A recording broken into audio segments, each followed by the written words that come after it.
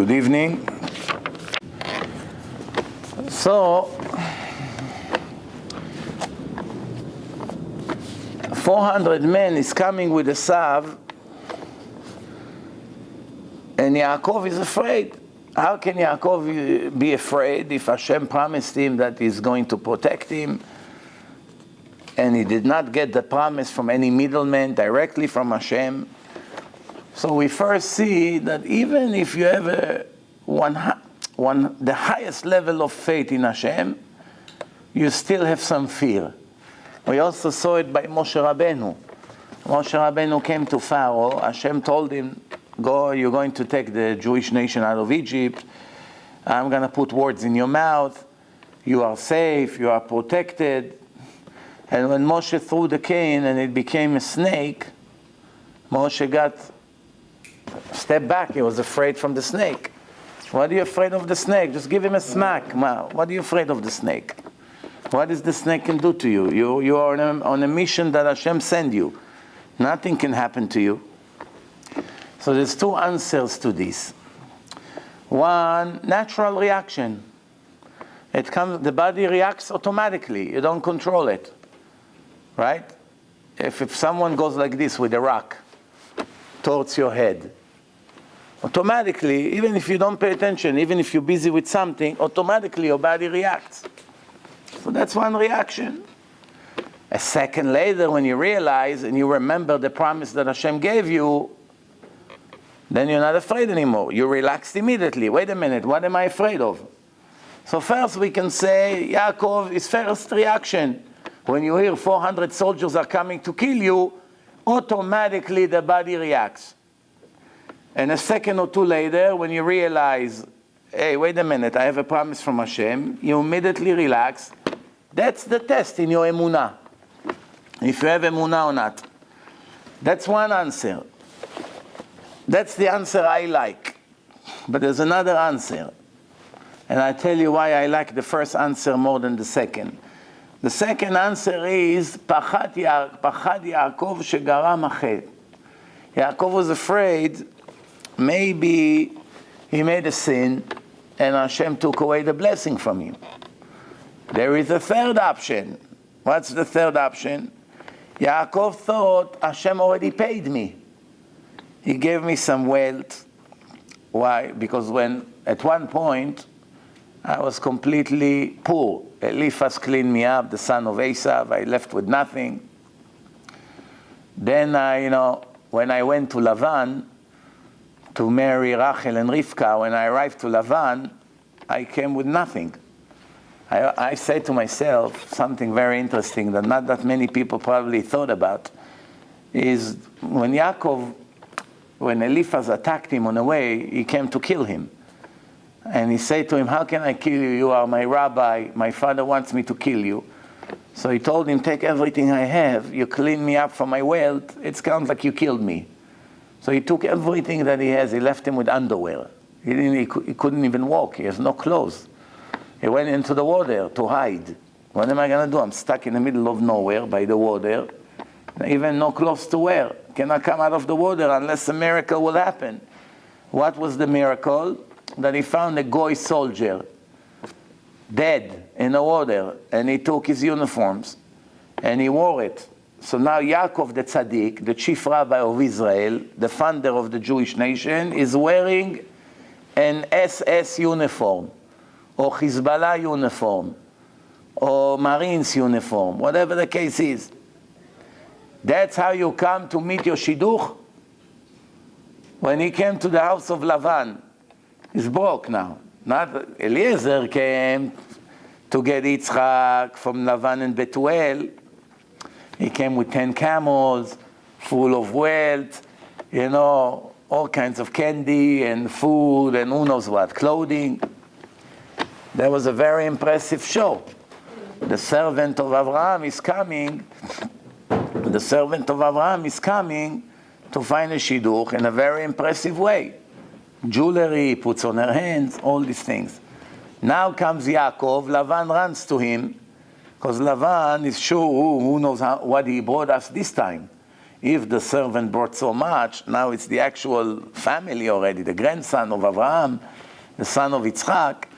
So what happened? He came with a goy uniform, with nothing. Eliphaz cleaned him up. Did you ever think about it? They showed up to the date. From here you see when your shidduch is yours, it doesn't matter how you dress in a shidduch. You look like a homeless. If it's yours, it's yours, Habibi. If it's not yours, you wear any suit you can think of. You fix yourself up, this, that. If it's not yours, nothing will help. So from then until now, already he gained wealth. Because he's able to give Esav gifts. So I have plenty. They both now rich. So for a period of time, from the time he worked for Lavan for 20 years, 7, 7, and 6. That 20 years, after he left the house of Lavan, and with the miracle that he put the sticks with all the stains on it, and the sheep were born exactly as he won actually the bet. It was like a bet. Those who were born like this, I'm taking. Those who were born like that, you are taking. Now he came with a great wealth. So they both wealthy. Esav is healthy and Yaakov is wealthy. So now Yaakov is thinking, because Hashem made me that miracle, that all the sheep were born like I want, an angel came to him in a dream and told him which side to take on a bet. So Hashem already paid me the promise that he gave me. Therefore, since Hashem already paid me, the promise is finished. Maybe now it's coming to kill me. Who knows? Maybe I made a sin or something that now I have to deal with that. That's the second explanation. Why the first explanation, I like it more? Who can tell me why? Why, to me, it makes more sense that it was first natural reaction, he was afraid, and then a minute later, he realized, wait a minute, there's nothing to worry about.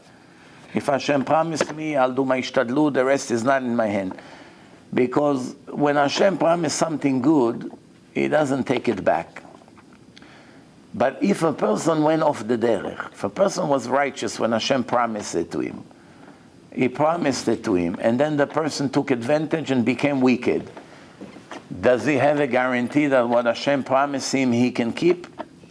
Maybe Hashem changed his mind, He take it away. I only gave it to you knowing you're righteous. Now you decided to be wicked, why would I want to give it to you? Better I'll take it away from you, from your own good. That's really the answer. However, when the prophet comes and gives a prophecy, if the prophecy is bad, it doesn't have to happen. Even a minute before, people can do tshuva and it can get cancelled. That doesn't mean it's a false prophet. But if the prophet gives something good, it gives a good prophecy for the future, even if the people lose their merit and they don't deserve to get what the prophet promised in the name of Hashem, then Hashem gives it anyway. Why? Because what He already gave a good prophecy, it's a done deal. It cannot be reversed. So if the prophet promised something good and it didn't happen, then you know it's a false prophet and you execute him. Why? False prophecies are subject to execution. This is what Hashem said. If somebody comes and he gives you a prophecy, and it could be a false prophet. I'm testing you. Why I'm sending you false prophets sometimes? To test you, to see if you're going to follow my laws or not. So Yaakov is preparing to the meeting with Esav in 3 different ways, which is an advice for lifetime, for each one of us in life.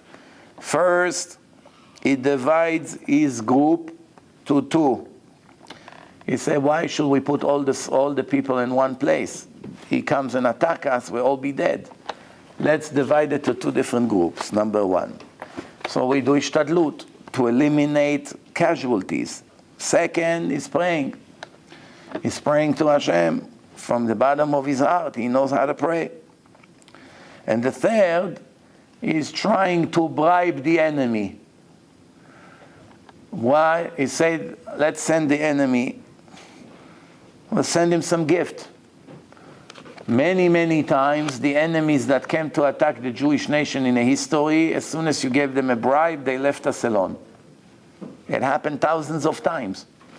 when they're about to kill us, we say, you know what, instead of killing us, we'll give you such and such money, let us go. And they agree. Mr. Russia, we'll take the money, it's better than to kill them. However, this can only work with the children of Esav. It worked by the Nazis. Many Jews were able to escape by bribing a certain keeper or soldier. Say, if I give you this money, you let my son go. They agreed, they took the money. They became rich. They didn't kill him, big deal. We'll kill him tomorrow. We'll kill someone else instead of him. There's big questions about it. By the Arabs, it's very difficult. The hate that they have to the Jews is so big that even if you offer them a lot of money, most likely they won't take it. The pleasure of killing a Jew for them is greater than any amount of money. Technically, in reality, it's a very hard question to decide who hates the Jews more, the Nazis or the Arabs. You may come and say, it's really nothing to compare. The Nazis made us the biggest damage in history. Who killed 6 million Jews in history? It's the biggest tragedy ever. Arabs in all the history didn't kill 6 million Jews. The entire history. They kill every day few. Every day. The last 2 months, with all the attacks, 22 people died. Today, the 23rd. 23 people died in 2 months. In the entire war, since Israel became a state, 23,000 soldiers. Add all the attacks, terrorism, everything combined, approximately 30,000 in 60 years in Israel. Add in different parts of the world, maybe 35,000. The numbers doesn't even come near to 6 million. Add 3,000 years of history. History. Again, Praot, Hebron, 60 years ago, 7 years ago. They keep attacking us, pogrom after pogrom. Everything together, let's guess, maybe 100,000.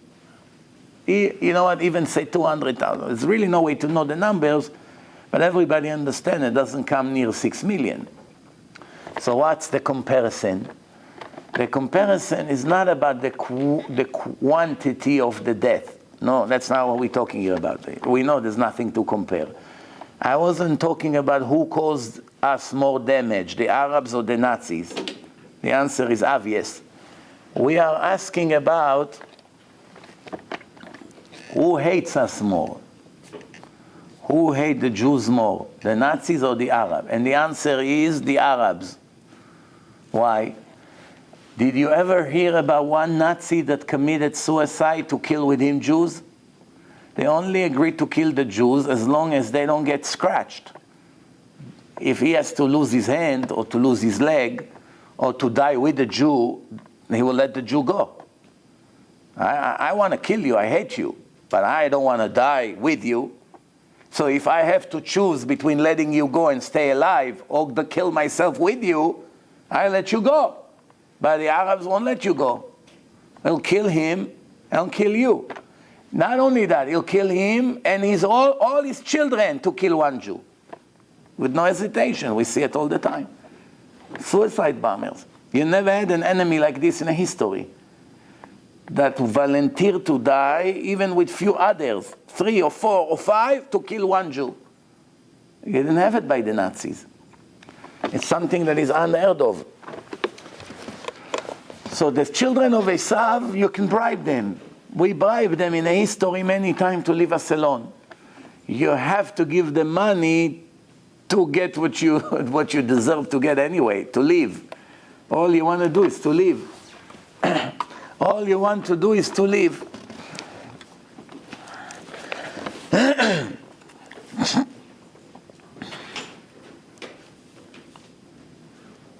Now we have to wonder.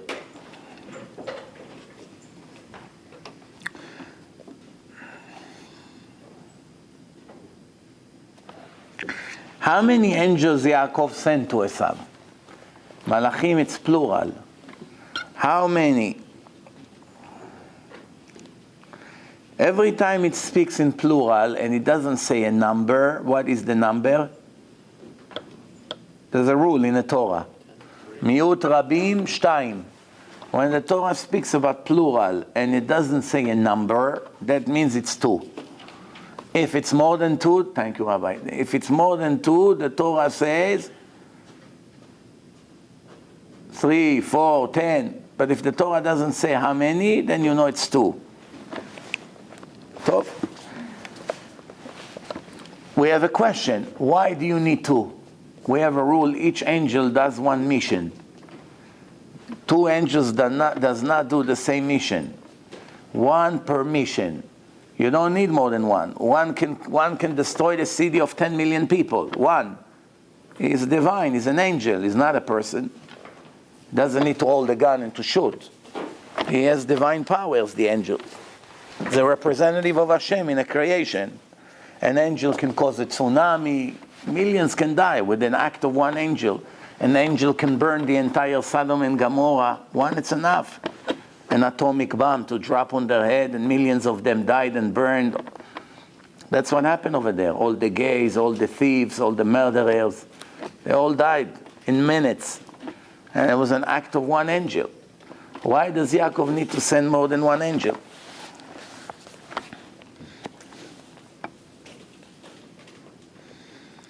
We have a rule.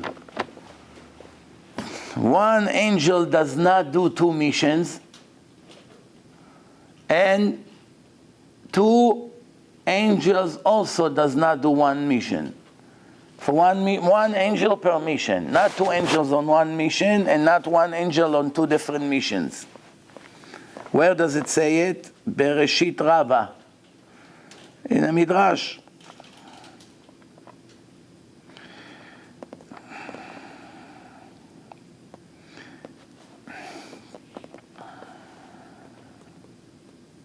The next question that we have to ask, when you send an angel to Esav, what's the mission? You want to talk to Esav to calm him down.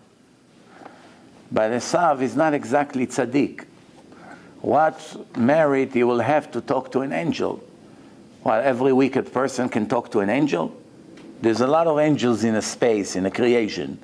Any one of us ever saw them? We don't see them. The prophets, few of them in history, they saw the angels. They describe how they look with their wings and everything.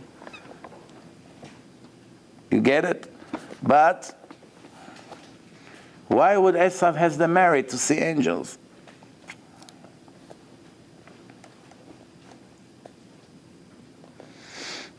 It's a very high level of prophecy to talk to an angel. Balak sent to Bilam Malachim. It's Bamidbar 25 verse 5. What kind of Malachim he sent to him? Balak was a Goy king. Saddam Hussein. Saddam Hussein need to send the Pope in the Vatican messengers. So what does he send? Few Iraqi angels? Which angels he sent? Balak to Bilam.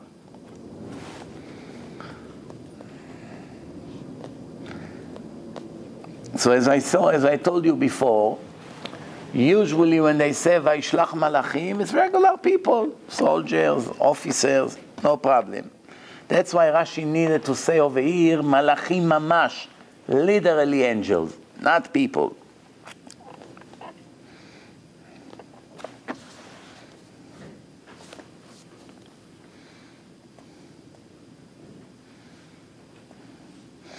One more question. Yaakov cut his group to two different groups.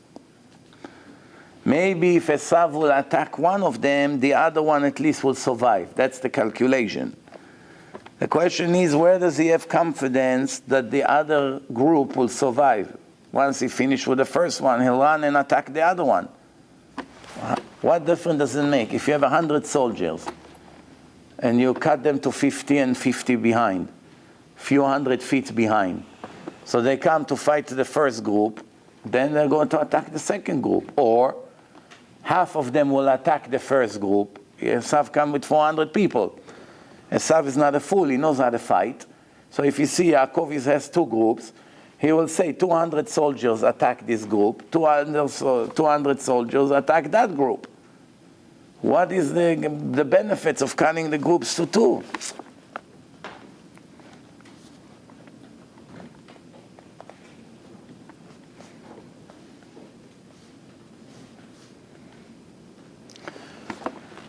The answer to this is, Rivka Imenu, she was a prophet. She said to Yaakov, go to my family because I don't want to lose you and your brother in one day. If you stay here, both of you will die in one day. She had this vision that when one of them died, the second will die in the same day. That's exactly what happened later. Later, that's what happened. Hushim ben Dan, he came to the funeral of Yitzchak and chopped his head off. He was deaf. He didn't know what's going on. There was arguments. Chopped his head off. And eventually, to the funeral of Yaakov, and that's what happened. Both of them died in the same day. So Yaakov knew, if I'm going to be in the first group, if he's coming to kill me, he will die with me the same day. That's how the other group that behind will get saved. By the time they're supposed to get to the second group, when the 400 soldiers will see that their leader died, they have no more incentive to go and fight. They only fight for him. The chief died, they go back. That was his calculation.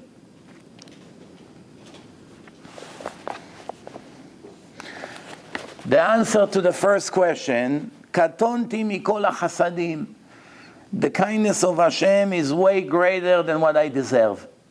I don't deserve to get so much. Umikol haemet asher asita et avdecha, you did so much to me, I have no more merit left. Maybe what I have now, it's not enough to overcome these 400 people. That's the second calculation.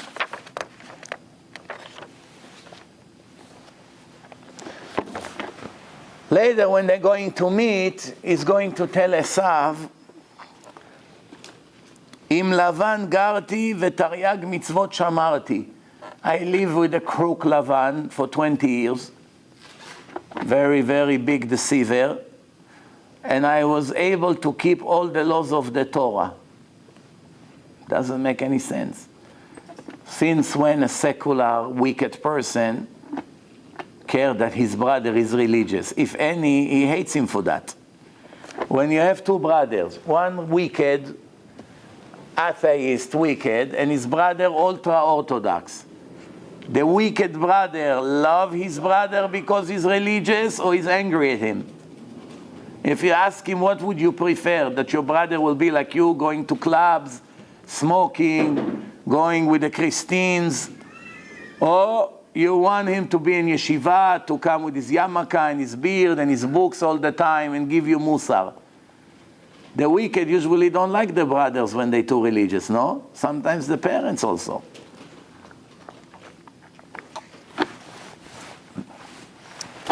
So the question is, what is Yaakov trying to impress him? If you want to spare your life, you have to tell him, listen, I'm not the fanatic Talmid Yeshiva I used to be. I became like you. I just came back from the club in Manhattan. Oh, yeah? Okay, brother, come. Baruch Hashem, you became normal. No? Am I asking good questions or no? Huh?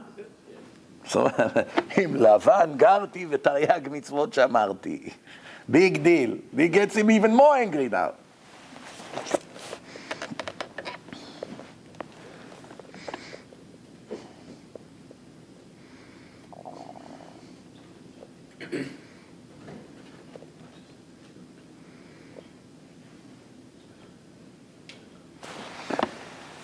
Everything in the Torah is very deep. It's calculated.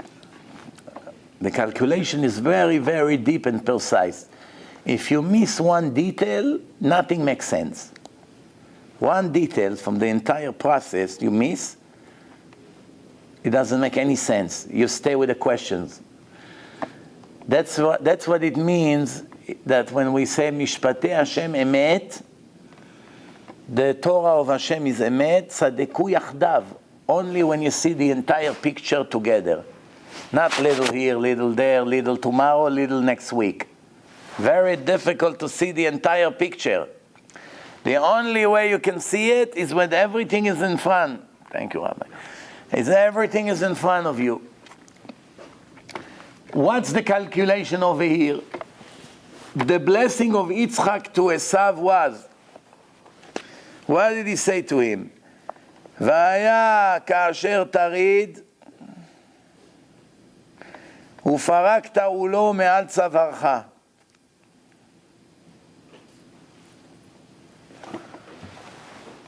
Once the Jewish nation goes down, the Goyim gets extra power from Hashem to attack them. But as long as they do what Hashem told them, they cannot touch us. No matter how much they hate us, Hashem will drive the things around that they won't be able to touch one hair from one person. So Esav, no, the only way I can kill him, I can get rid of him, is if he goes down on his religion. Why? Because this is the blessing of our father, the prophet, the holy Yitzchak. Ufachad Yitzchak. And Yitzchak said, the only time I can overcome him and his children is when he goes down in Torah, kasher tarid, when you go down. Then, ufarakta ulo me'al tzavarcha, the weight of Yaakov on your neck will get off. Other than that, you will always be controlled by them, by the Jews. They will always control the economy. They will always control the business. They will always control the government. They would only control science and medicine and philosophy and art and everything. This is the complaints of the anti-Semite Goyim.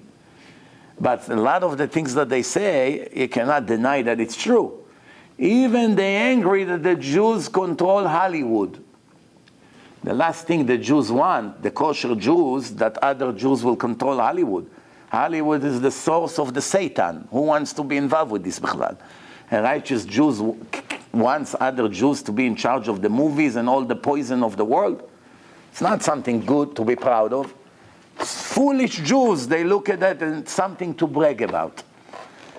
Many things that the Jews bragging about, it's something to be ashamed of. If the Jews are great in athletic, is it something to be proud of? It's the biggest embarrassment. The Jews didn't come to the world to be wrestlers and lifting weight and great soccer player or whatever the case is. That's not what he came to the world for. So if a Jew is bragging about his achievement in sport, you don't have a bigger shame than that, because this is the culture of Esav. It's not the purpose of the Jew in a creation. When the Jew is bragging about his knowledge in Torah and righteousness, now the system is working. The system is fantastic. When a Jew is making film in Hollywood and destroy the mind of hundreds of millions of people with violence and curses and prostitution and no modesty and all kinds of unethical things, this is something to brag about. It's the biggest embarrassment. Chilul Hashem. It's a shame.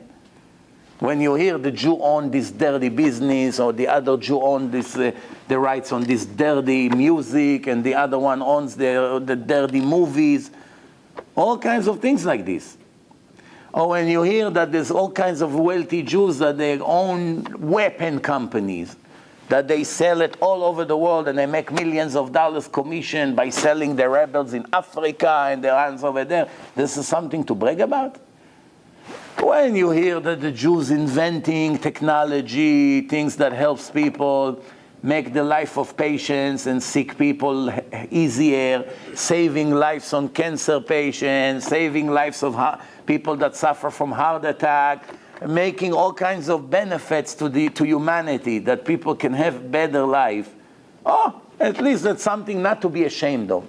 It's not that much to brag about, because the idea of the Jew is Torah, Torah, Torah, righteousness, ethic, morality. That's what Hashem wants. Everything else, if a Jew invented a processor or all kinds of things that in electronic and all kinds of things in computers and medical equipment, that's very nice.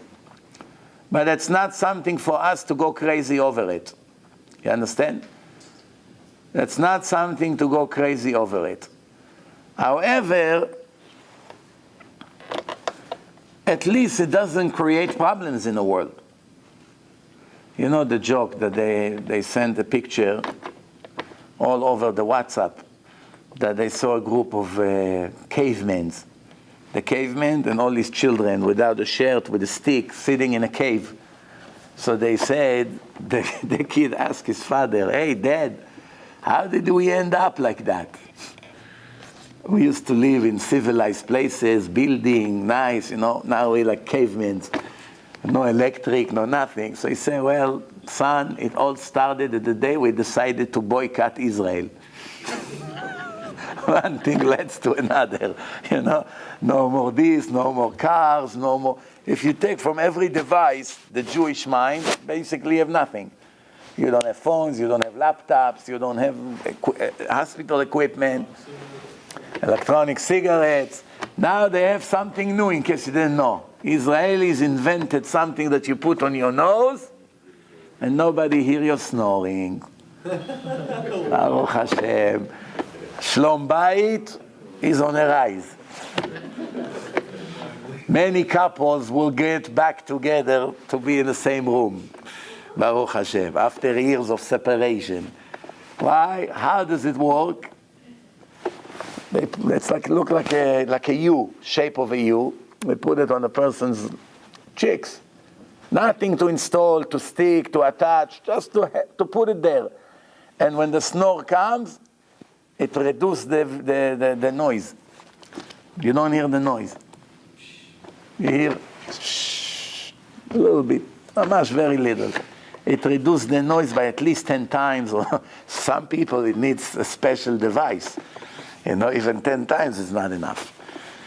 Aval, all kinds of inventions. The Jewish mind doesn't stop for a second. Lots of ideas. Non-stop. So,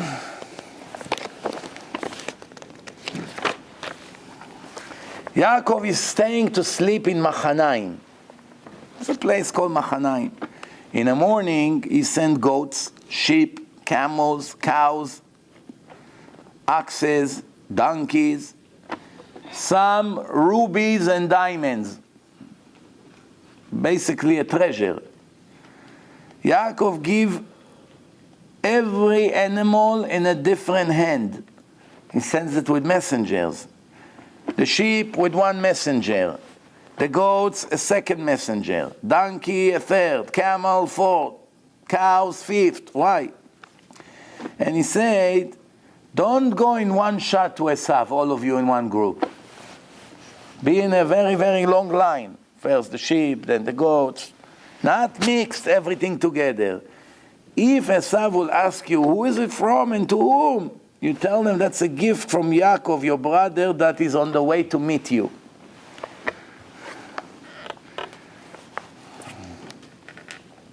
When they arrive to the river of Yabok, there is a place like a canal. It's called Yabok. There was standing inside like a bridge.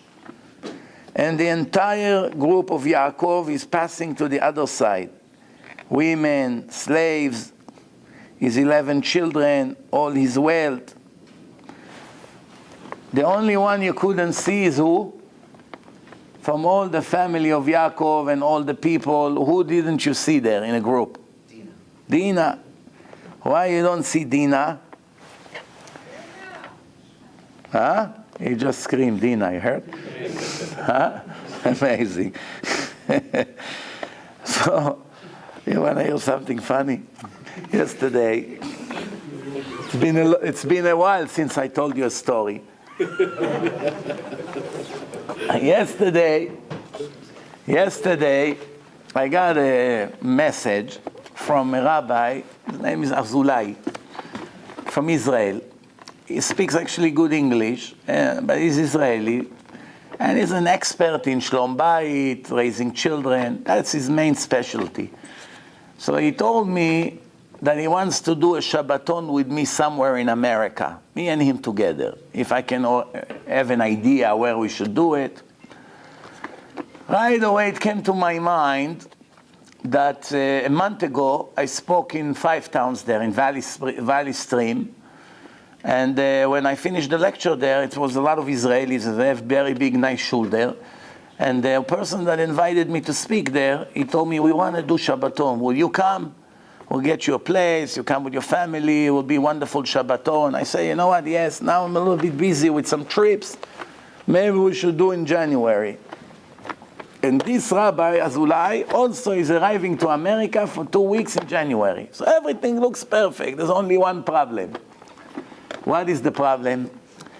When he sent me the message yesterday, I forgot the name of the guy from Valley Stream. It's been a month. I had thousands of names since then in my mind running. Now I enter his name and number in my phone, but I have more than 10,000 numbers in my phone. So the question is, what name will I enter in my phone to find his number? I don't know which name. So I have no way to reach him, because I forgot his name. As I'm sitting like this and thinking, what was this guy's name? What was his name? What was his name? I get a message from Israel. One person from America that became religious recently for my lectures went to Israel on a trip. He goes to one person in Israel who also listens to my lecture. And the last time he saw him was completely secular. Now when he arrived to Israel, he's completely religious. So this person was so impressed how he became so religious. He asked him, who made you religious? He told him from the lecture of Rabbi Mizachi. And that person is a person who all the time sent me messages. So now he sent to me a message, I'm so impressed what you made, my friend. There's nothing to the way he used to be and now how he became. And by the way, he's a cousin of Tomer Suissa from Long Island that you just spoke by him a month ago.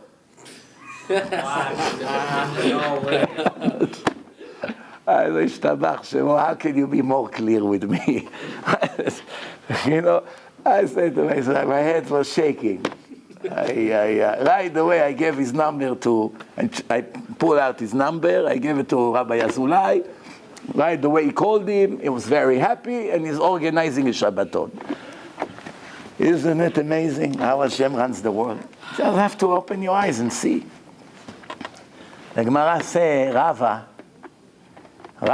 was a very big Chacham, Abaye and Rava. Everywhere in the Shas you have their names. They buried in a cave together in Tzfat over there. Next to Tzfat. In a Galil there. So what happened? Rava, a poor man came to him and he said, give me food, I'm hungry. They wanted to give him something, cheap. Here, have a slice of pizza. Here is a rye bread with some cheese. Eat and be quiet. But the poor man said, no, I want what I like to eat. What did he say? He said, I want duck, barbecue roasted duck, and old good wine. Old good wine, old makes it more expensive. So Rava said to him, what's wrong with you? Not only people feed you and they give you money and to eat, you have demands? You're not embarrassed to take advantage on a charity fund of the public? With a duck and a bottle of wine, we can feed 50 people. Right? Give them some peanut butter with rye bread that they won't die. 50 poor people can eat. What am I going to get you a duck and a bottle of wine now? Think about today. If you want a duck to give to a poor person, it will be $100, the duck. To make a duck, roasted, full duck, at least $100, if not more. That's what they sell in Purim. Shloach manot, the Ashkenazim love duck. Duck sauce, duck. $100. A nice big size. And a bottle of wine, old wine, can also be $100 at least, or more. So this poor man, he thinks he's Donald Trump. So as Rava gives him a speech, he answered to Rava, I don't get it. What do you think, I eat on your expense?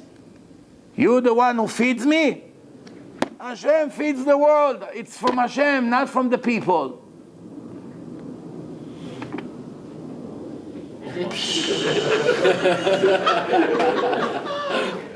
Unbelievable. Why? So, too many miracles happen as we speak. Baruch Hashem. So as they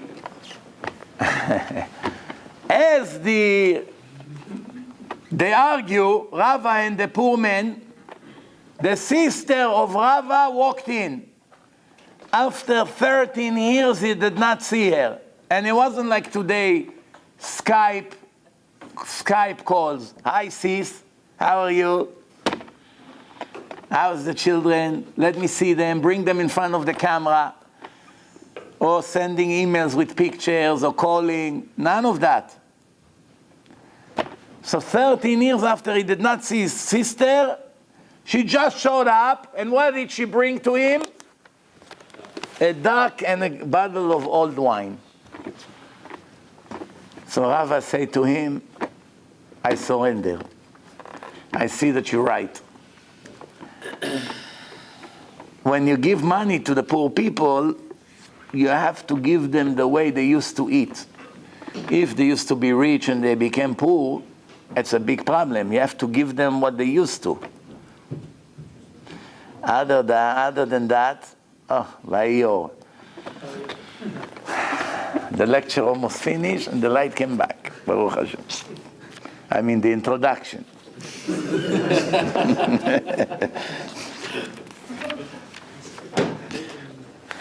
So now Yaakov put Dinah in a box. Why? Why? He wants to hide her from Esav. Dinah was a little girl and Esav was an old man. The Gemara said that Yaakov got punished, that Dinah later got raped because he hid her from Esav. Why? If he would let Esav marry Dinah, then he wouldn't be Esav. She would make him do tshuva. What kind of a claim is that? Can you explain to me? If somebody will find a good answer for this kushia, he really deserves a huge prize. Where in the halacha there is mitzvah to give your righteous daughter from Bet Yaakov Yeshiva to your older brother, the drug dealer, the murderer, which can be her grandfather in the age. You have a girl, she goes now to yeshiva here in Queens or whatever, in Brooklyn. She comes with her skirt, with her clothes, with the learning, and comes your brother with his mustache and an earring and ponytail, with his Harley Davidson motorcycle. He's already almost 80, and now your little girl, 9, 10 years old.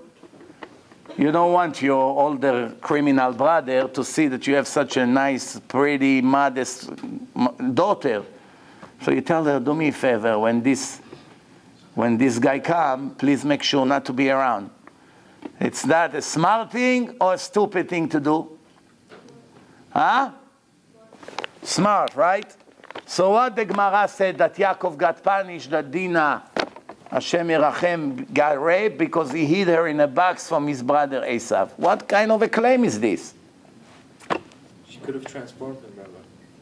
There's no mitzvah to gamble in the life of your daughter. Maybe she'll make the guy religious.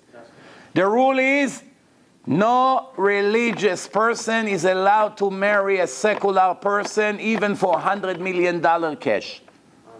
Even if the secular person say, I'm going to give $100 million cash to the yeshivot if you marry me, and I promise you that one day I'll be Shomer Shabbat, you're not allowed to marry him. There's no such thing. I'll marry him hoping he promised me that he's going to keep Shabbat. And what if not? Then your children are all gone because of a promise of some kind of a secular guy? What kind of a nonsense is this? a Shomer Shabbat is allowed to marry Mechalel Shabbat? Of course it's not allowed. There's not one day I don't get at least 6, 7 questions like this. You want to hear a question like this that I just got a minute before the lecture started? I just came out of my car. I'll read it to you. Here, 6 or 7 times a day. Here, I'll read you. I won't tell you the name. I won't tell you the name, but I'll read to you the email. Shh. Here you go, listen. I need your help. Okay, I found a man who I am in love with, and vice versa.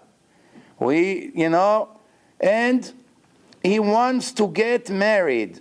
He lives somewhere, not here, not around here in Queens, but is willing to come here to live with me. So far, sounds okay, no? The only problem is he does not keep Shabbat. Little problem. He promised me when we will get together, he will keep Shabbat. But I'm scared he might not. At least she has some sechel. I told him I refuse to be with someone who doesn't keep Shabbat. This girl, she's only Ba'alat Tshuva less than a year. And I had the zchut to meet her Shomeret Shabbat. She was completely secular. But now she's Shomeret Shabbat, maybe 10 months, 8 months, something like that. I also asked him to start watching your lectures. What should I do? You understand? She's scared. What's the answer? She's gonna make him move here and marry him and then find out 2 months later, it's not for me, I'm sorry, I thought I can keep Shabbat, but I see it's too hectic for me. And what is she gonna do now? She's gonna get divorced, maybe she'll be pregnant by then. A lot of the people are deceivers. They trick you on purpose. They want a good girl, and they know the only way today to find a good girl, 99.9%, is to find a religious girl. It's very difficult that secular girls will be modest and faithful and full of, a hard-working girl and devotion and, all kinds of things that religious girls have. Not all of them. Or at least the way a religious girl should be.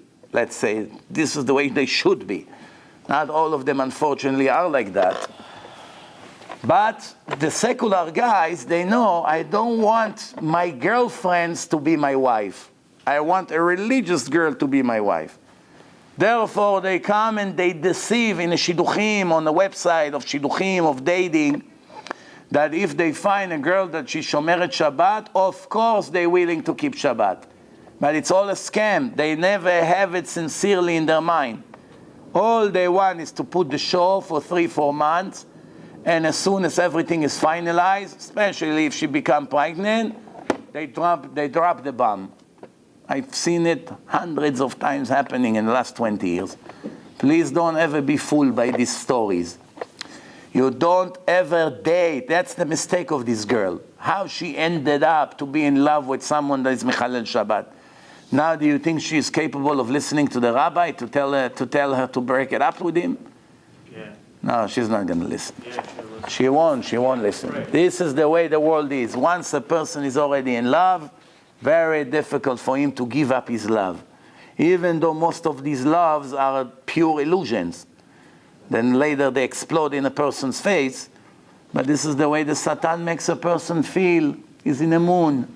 He sees stars. He sees angel. Then he realizes Malach HaMavet.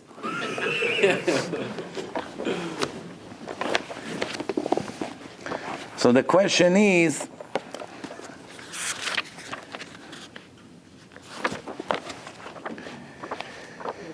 what is the claim from Esav, from Yaakov, for not agreeing that Dinah would marry Esav? What kind of a claim is this? Anyone think he has an answer for that?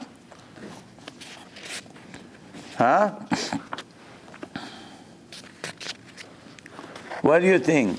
It's possible to understand such a claim? Huh? No, Eliyahu, you don't have an answer? יש, אבל לא רוצה להגיד. תגיד, let's hear. זה לא שלי. No, I want to hear, מה? None of the Torah is ours. We always learn it from someone. I got an order not to say. Uh-huh. You got an order not to say.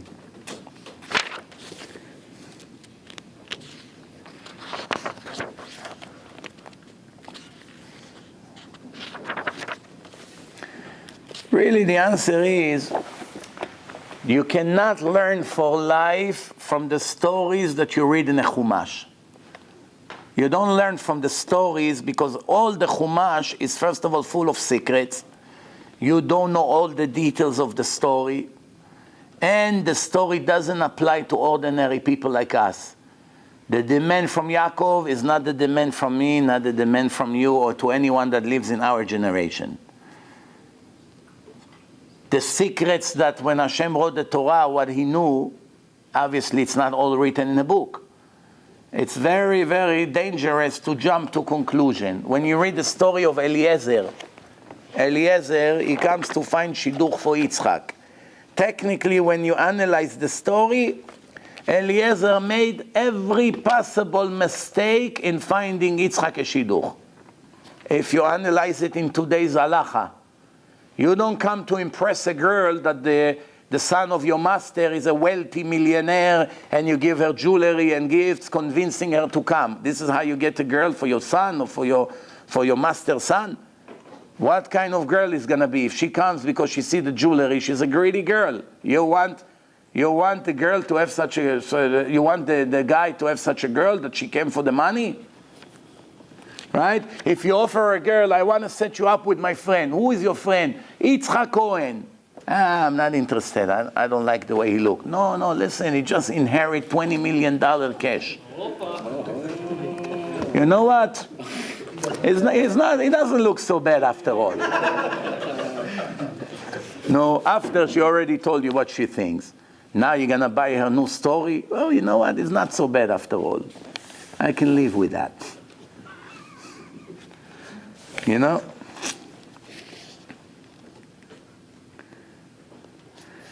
So obviously,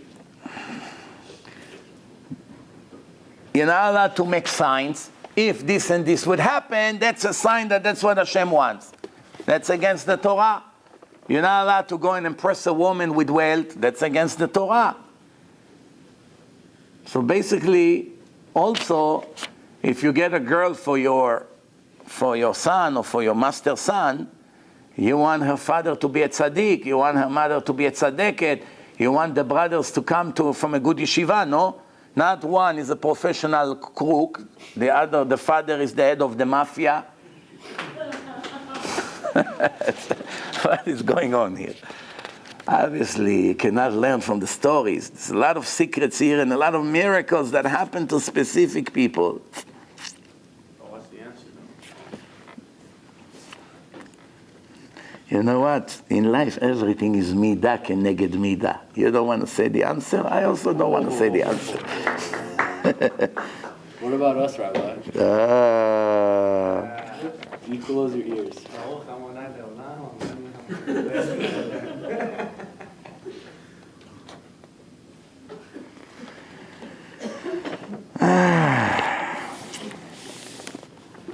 In another place, he say, why Dinah was raped? Huh? Why? Why did she deserve such thing? It's scary to even say. Very scary. She was like her mother, they say. Who was her mother? What was wrong with Leah? She's buried in Me'arat HaMachpelah. She couldn't be wicked if she's there with all the tzaddikim. Adam and Chava are there, Avraham and Sarah, Yaakov, Yitzchak, Rivka. A lot of tzaddikim are buried there. You're not allowed to bury Rasha with tzaddik. You should know the law. Not allowed. If you have a section of everyone Shomer Shabbat, you're not allowed to bury Mechalel Shabbat. Not allowed. If you bury by mistake, you have to move. Mechalel Shabbat is 100% like a goy. That's the law. You don't bury goyim with Jews. You're not allowed. And don't give an example from the Israeli cemeteries that they are civil. They're not religious cemeteries. It's for the public. It's the city. The city gave a property and they bury everyone there, even goyim. That's it. They don't go by the halacha. But in private religious cemetery, even if a Mechalel Shabbat will give $1 million for a grave instead of few $1,000s, he cannot be buried there. He can't. And it even get worse.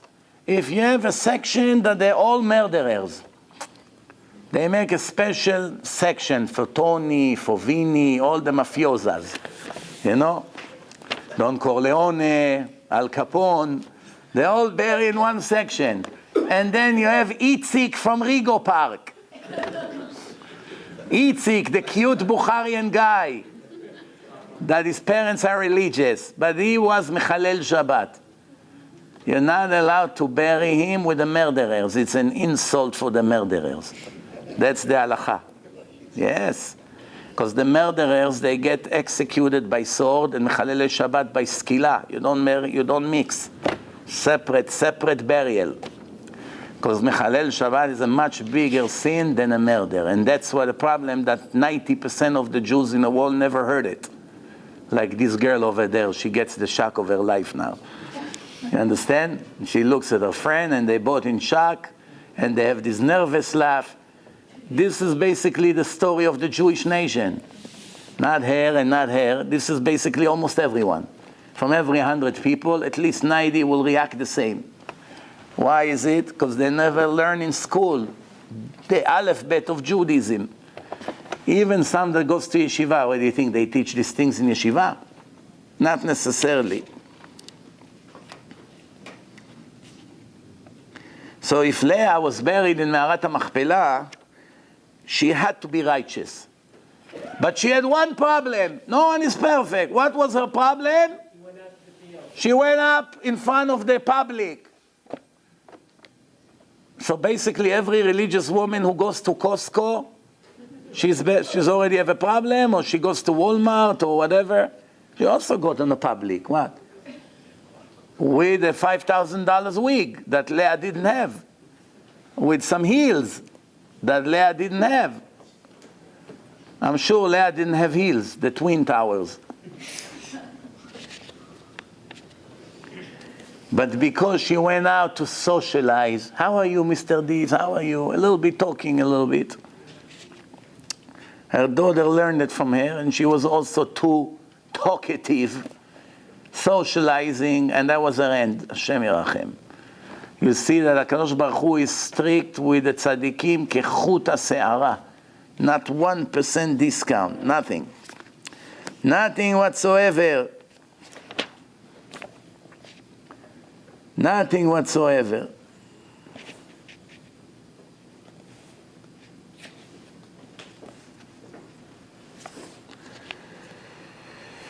Ay, ay, ay, ay.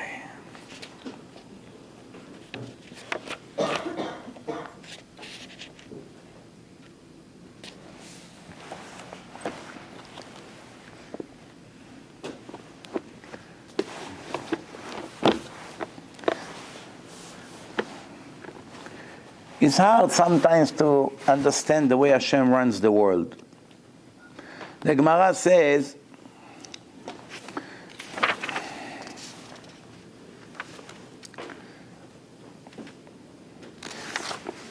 everything that happens in the world is the Ashgacha of Hashem.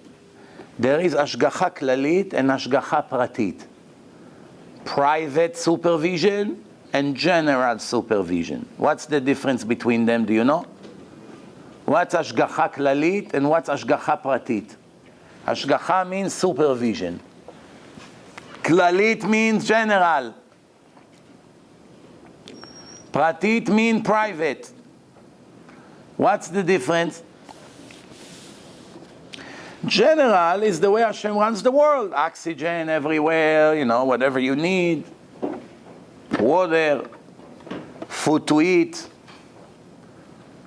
But then you have the private supervision of every individual. The miracle that Hashem does to you, opening your eyes, saving you from just today they showed the two Arab women walking, looking for someone to stab. And they walked, and they passed someone that was walking in front of him. They just passed him, and a second later they stabbed someone. The question is why they didn't stab them. They were already, he walked now. A Jew walks in front of you. Under your thing you have the knife. He's with his back.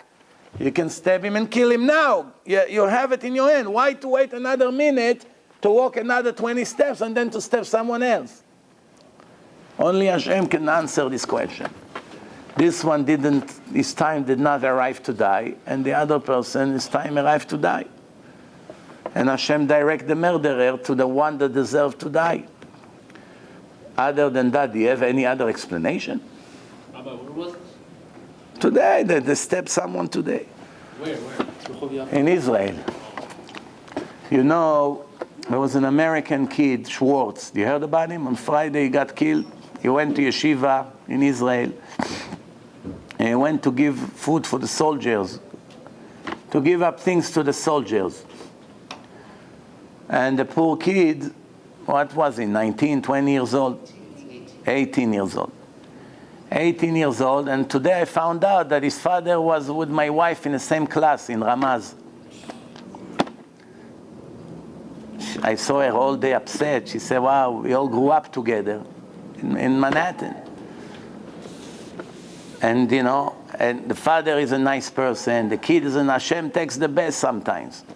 One kid like this can be Chas v'Shalom instead of 100 others. It shows us that there's no safe place anymore in the world almost. Slowly. America today published to American citizens a warning. Usually all the warnings that they publish was in Israel. Be careful, terrorism in Israel, we don't recommend that you go there. Today it's a general warning. Every place in the world is dangerous now. In Belgium, 3 days, Brussels is closed. Everything is dead there. Everything, military all over, everything is closed, soldiers on the streets. 3 days, Europe is frozen. Everywhere, soldiers in the street. The biggest miracle is that the people from ISIS living right next to the ultra Orthodox community of Antwerp. Just like from here to the other side of the street. That's how far they are. They have thousands of innocent Jews that have no protection, 1 or 2 blocks away from where they are. And Hashem is mamash, I don't know, blinding them. I don't know how to say it. So they go to kill someone on the other side of the wall when they have thousands in front of them. Go and explain such thing. Just go and explain such thing. Why did I have to go to Syria, bichlal? Europe cancel the transfer. They have a free transfer in Europe.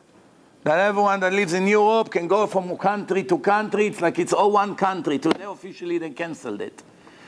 The new world will be from now on, Muslims will feel the suffer more and more every day.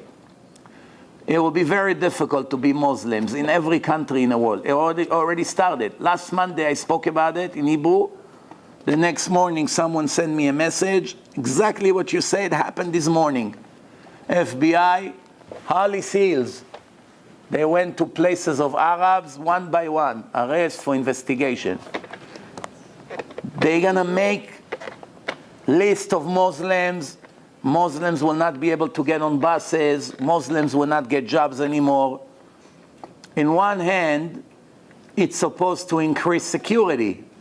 But there's only one problem they're not thinking of. Muslims are not Jews. When the Jews got the decrees from the anti-Semite German, put a yellow star, don't sit on the bench, don't go on a bus together with the German, the Jews comply with the orders. And when they told the Jews stand on line because you're going to go into the gas chambers, they stood on line. The Arabs are not Jews. The Arabs, Pere Adam Yado Bakol Veyad Kolbo. You tell the Arabs they don't get on buses. You tell them that you don't want them to get a job. You'll fire them because they're Muslim. You're going to start attacking their mosque, coming, checking on people. You're going to give them more hard times in the airport. What do you think will happen? The world will go on fire. The terrorism will become 100 times more because they have nothing to lose. Until now, maybe 80% of them still have what to lose. They have a job, they have something. They want Americans dead. They want Jews dead, but they have a lot to lose. Not all of them are extremely religious in Islam. So they say, let my brothers do the job and I'll send them donations. But if they're not going to have jobs, a Muslim doctor or a Muslim teacher or a Muslim bus driver, they're not going to be able to get a job. Every Muhammad is unemployed, every Ahmed is unemployed, and they cannot pay their mortgages and their bill. That's an animal that is dangerous, but it's much more dangerous when it's wounded. You see, when an animal is naturally dangerous, but when does the animal is more dangerous? When it's wounded, you don't know what to expect. It's already an act of desperation. We are heading to very difficult days, very difficult days. Ay, ay, ay. So the supervision of Hashem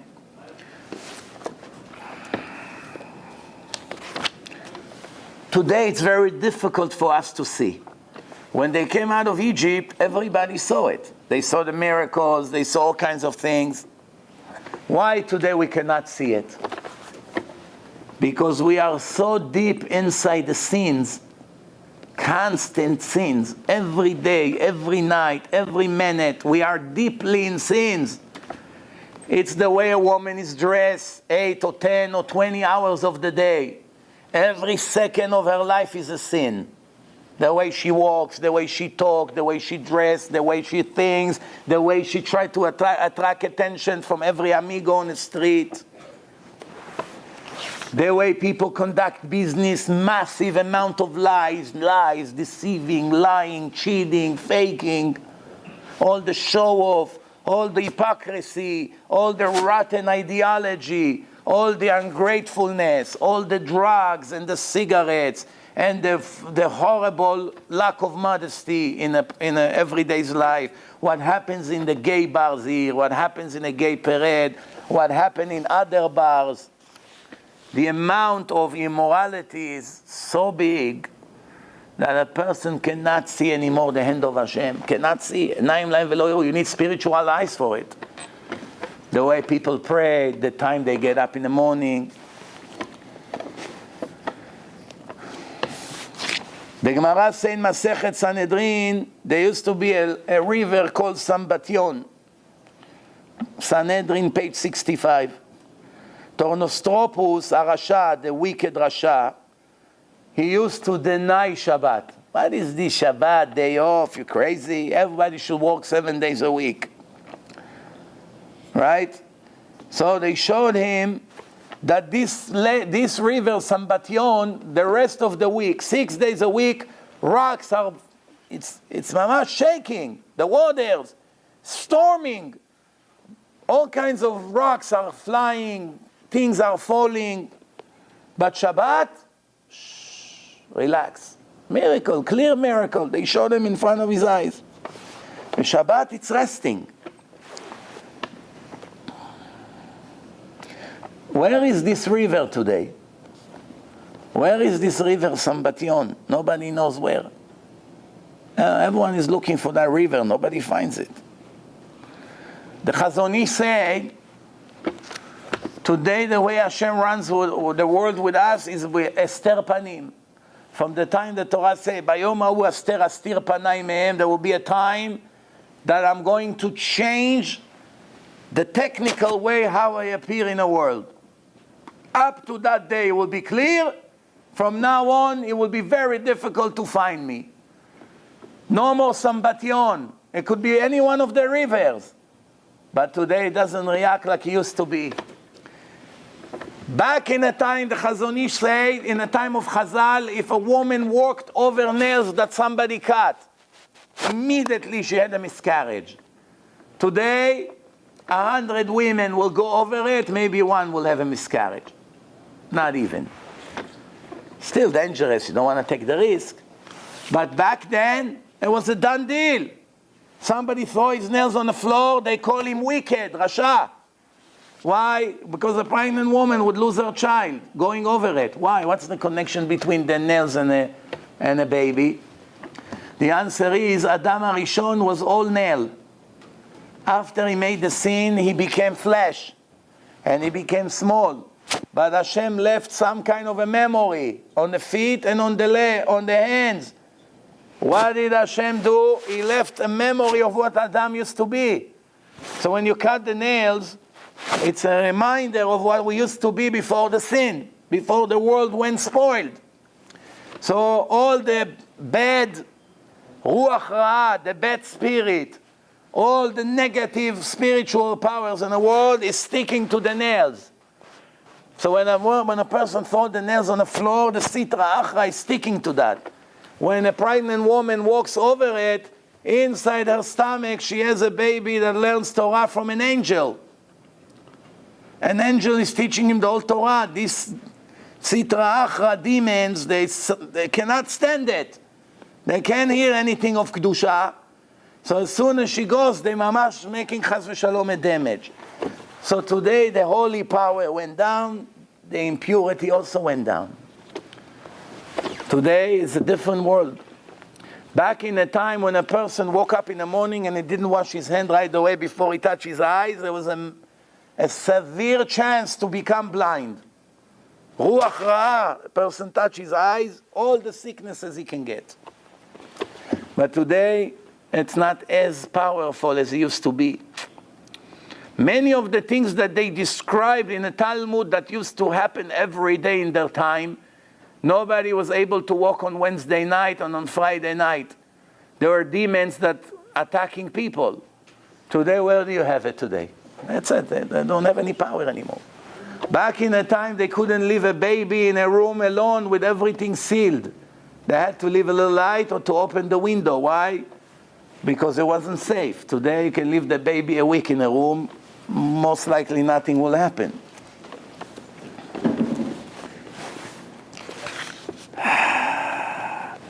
We have a saying in Pirkei Avot, Ezehu ashir, who is wealthy? Hasameach bechelko. The secret behind it, who is the wealthy? They're speaking about Hashem. Why Hashem? What does it mean, sameach bechelko? Is satisfied with what he has. The Gaon Mivilna say, the secret here is that we're talking about Hashem here. That even if he has 36 tzaddikim in the world, 15 million Jews, only 36 tzaddikim, it's enough for him. It's already worth it to keep the world going. What about another 13 million? 36, Lamed Vav tzaddikim, it's worth it for me already. If there are 10 tzaddikim in Sodom, 5 million Rashaim, 5 million gays, murderers, thieves, atheists, 10 righteous people with Gemara in their hand coming to learn Torah, coming to pray in the morning with tefillin. The entire 5 million will get saved from the 10. The quality of a tzaddik, like millions of Reshaim in a value. Why? You take a Jew that is secular. How many mitzvot he does a day? 1, 2, 5? Go, take 1,000. If they do 3, 4 mitzvot per day, thousands of them, 3,000 mitzvot. One Jew that comes to learn 1 hour here with the rabbi, before I came, there was 4, 5 Jews learning. 1 hour, whatever, let's say they say 2,000, 3,000 words in that hour in the table. It's already more mitzvot than 10,000 wicked Jews for the whole day, not for an hour. Now you decide what's the value of a tzaddik as opposed to 10 or 50,000 reshaim on a scale. It's like a rose in a sea of thorns. That's what it is. This is what it says in Shir HaShirim. Dodi arad legano lilkot shoshanim. Dodi is HaKadosh Baruch Hu. He comes to a field full of dry thorns. and he found one rose, and he picked it up. That's the tzaddik. Let me take him to heaven instead of killing 10,000 others. We give them extension, maybe they'll do tshuva. This is how it works. So the Gaon Mivilna says, there's not that many righteous Jews make it to heaven. Not that many. Heaven is very small compared to hell. Very, very small. Rav Chaim Ivolozhin, his student, over 200 years ago, he says, HaKadosh Baruch Hu is happy, sameach bechelko, in the last generation, even though in the first generation Hashem had much more tzaddikim than today. Right? But the test and the field of the world making their level of the tzaddikim higher, like the Ari HaKadosh said to his student Rabbi Chaim Vital. He said to him, I came to the world just to train and prepare you to teach the Kabbalah. You are a very special soul that came to the world. He was older than him. He was old man and the Ari was young. He passed 38, 39 years old. Rabbi Chaim Vital, I think, was over 80. He's buried in Syria now. So imagine your rabbi that came to teach you all the secrets of the Kabbalah could have been your son or something like that. Look, first of all, look at the anava, the humility. How many people you know that they're 50, 60, they're willing to come and learn with someone that is 30? The rabbi is 30 and you are 60. You're willing to come to learn from him? Not that many people, their ego would let them. Rav Ovadia Yosef, when he was 10 years old, he came to Israel from Baghdad when he was 3 years old. 7 years later, there was mamash horrible economy in Israel back then. You see, Chacham Ovadia passed 2 years ago when he was 93, so today should have been 95. Let's go back when he was 10 years old. That means we are talking now 85 years ago exactly. 85, before Israel was a state, Bechlal. Many years before. So his father, Rabbi Yaakov Yosef, he called his first son after his father. His first son just passed away also 2 years ago. So when his father had a little grocery, tiny grocery, half of the size of the bathroom over here. So the bathroom over here, cut it by half, that was the size of the grocery. There was no business. So he decided to go back to Baghdad. Maybe he's going to make some living, 6 months. Cannot make a living in Israel back then. So he took with him little Ovadia. He was 10 years old. He didn't have a yeshiva to put him in anymore. Why? Because since the Zionists, the communist, anti-religion Jews that came from Israel, they opened a Zionist school in Iraq called Alliance, Boys and Girls Mix, public school. They taught Hebrew, they had a lot of money, the Zionist communists, the Tzionim, like the Satmar called them, Tzionim. And what happened is, they started to attract Iraqi people to leave the yeshivot and come to their school. And everyone was impressed. Wow, Israelis came from Israel. They made a school here, they teach Hebrew. That was the beginning of the destruction of the Iraqi Jews. So by the time he already arrived, he didn't have a yeshiva to put him in. We are talking 15, 20, maximum 25 years after they opened that Alliance school. What a destruction they made there in Iraq. So he didn't have where to put him. So he took him to a Bet Knesset, to a shul, where a group of old people used to learn Gemara there. Every day they sit and learn with a rabbi there. They're all in their 70s.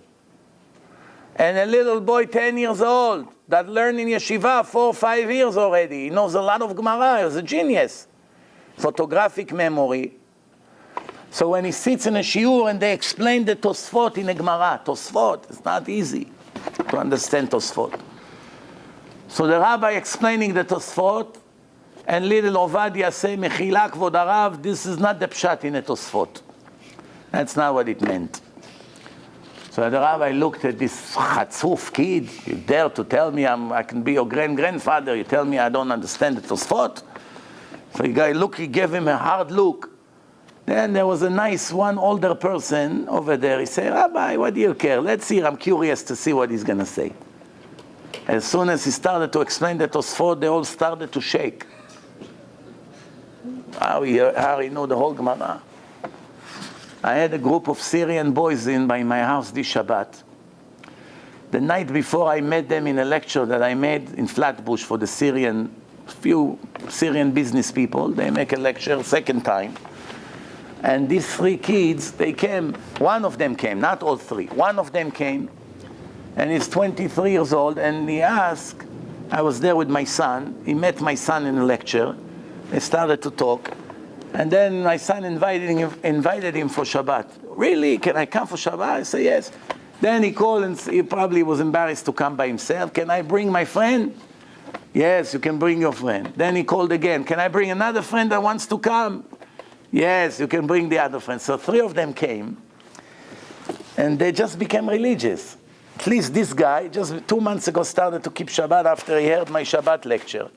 2 months he keeps Shabbat. The other two were a little bit longer. Baalei Tshuva, but a little bit longer. So they came, I have my son, 16 years old. So they said, let's do a shiur. So I said, he's going to teach you. So he told them the whole page of the Gemara by heart. They checked in the Gemara. He told them the whole page of the Gemara. They started to shake. Wow, how can it be? They never saw in their life such thing. Once a person is in a learning, that's his life, that's it. Doesn't know internet, doesn't have phone, doesn't care about sport, doesn't know whatever the world has. House, early in the morning, shachrit, all day until 9, 10 o'clock learning, coming home, praying Arvit, going to sleep, morning, that's it. The life of a teenager. They couldn't believe. So the same thing over here. Rav Ovadia is sitting there with the old people. And what happened? After he explained to them the Tosfot in the Gemara, they couldn't believe. They went right away to the Av Bet Din of Baghdad, Rav Salman Khugi Abudi. There was a very big Chacham, Abudi, Rabbi Abudi, his name was. Later he went to Israel, he became the Din in Yerushalayim. They told him there's a wonder kid here. Came from Israel, wonder. Right away he called to talk to him. So he asked him, what did you learn? So he told him, I learned few Mishnayot. He was humble. In order for you to be a big Chacham, you must be humbled. If you show off, it's just a matter of time until you sink. So he told him, I learned few Mishnayot. So he said to him, which one? He said, Nezikin, Baba Metzia, Baba Batra. And what else? Also Nashim. And what else? Moed. Also this, basically everything. The whole Mishnayot he knows by heart. 10 years old. And what Gemara you learn? I learned Baba Metzia. What else? I learned Kiddushin. What else? I learned Shabbat. What else? Half of the Shas he already knew. 10 years old. Right away he became his Chevruta. 70 years old Av Bet Din, the head of the court. 10 years old kid learning together. Chevruta. Why? People had humility. Rav Ashi and Ravina wrote the Talmud. Ravina could have been the grandson of Rav Ashi. If today two rabbis had to write the Talmud, conclusion of 400 years of Jewish halacha, you have one rabbi 80, the other one 25. Do you think the 80 years old would agree to even sit with him in the same room? What, are you joking? Me and him have to be chevruta now to write the whole Talmud in the next 10 years? What is this, a joke? The humility was amazing. Kid. Chacham Gadol and a little kid. But a very special kid. They sat and read the whole Talmud. That's why it has such a blessing. No mistakes, no contradiction. Everything falls into place. The depth of it. Even the Koreans in Korea got it. They all learn it in school. In Israel, you don't learn Talmud in every secular school at all. Only in yeshivot. But in Korea, there are 50,000 Mr. Lees learning Talmud every day. Yes. Why? They're smarter than us. They send a group of people to Ponovich Yeshiva. They made a video on YouTube. They asked the Korean, what are you doing here? So we came to learn the secret of the mind of the Jewish people. We believe that the Jews are smart because for generations they were learning the Talmud. That's why we decided that in Korea everyone would learn Talmud. The Goyim in Korea understood what Netanyahu and their friends did not understand yet. Maybe they will one day.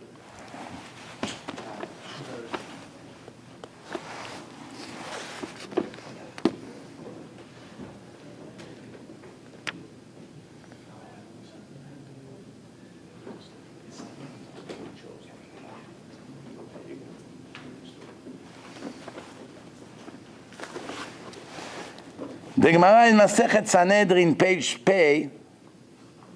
80, the Gemara say, Ra'a Kadosh Baruch Hu shetzadikim mu'atim. Hashem saw, relatively, there's not enough righteous people.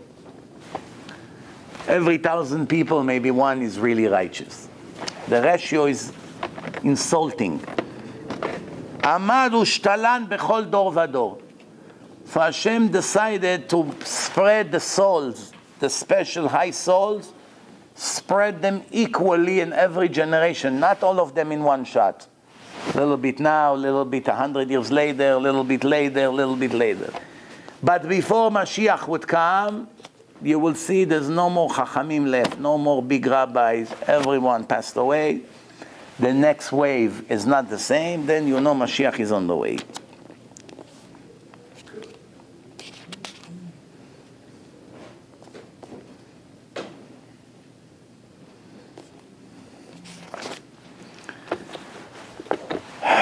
Before we finish,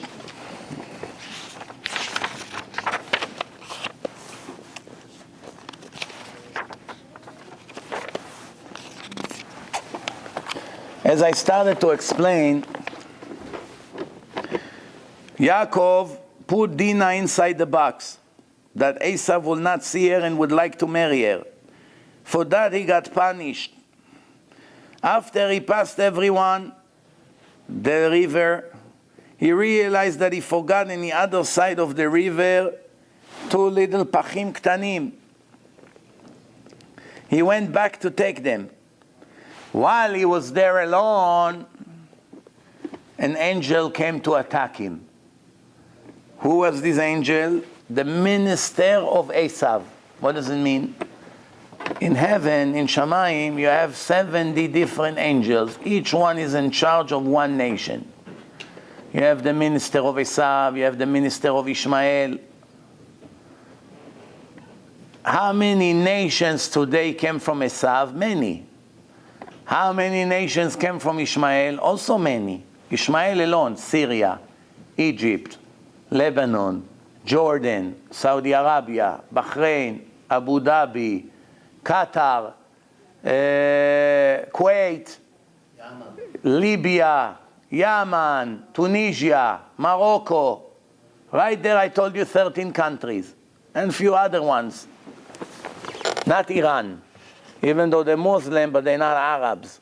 So right there I told you 13 Arab countries. They all actually one. They all came from Ishmael. What difference does it make? Some went here, some went over there. And nothing to do with Islam. Islam it came later. We're talking now the Arabs, they split to many different countries. But it's all one minister in charge of all of them. So, the angel fought Yaakov all night. All night he fights him. In the end, he touched him right here behind where the leg connects to the body. And Yaakov was limping after that. And then the sun was rising. Yaakov said to the angel to release him. No, the angel said to Yaakov to release him. It's time for me to go to my place and sing to Hashem. Yaakov said, I'm not sending you until you put your stamp on the blessing that my father Yitzchak gave me, that they actually belong to me in justice, and not to your Esav. The angel asked him, what's your name? He said, Yaakov. He said, your name will not be Yaakov anymore. It will be Israel. Why did he change his name from Yaakov to Israel? Yaakov is also a good name. Until today, there's a lot of rabbis Yaakov.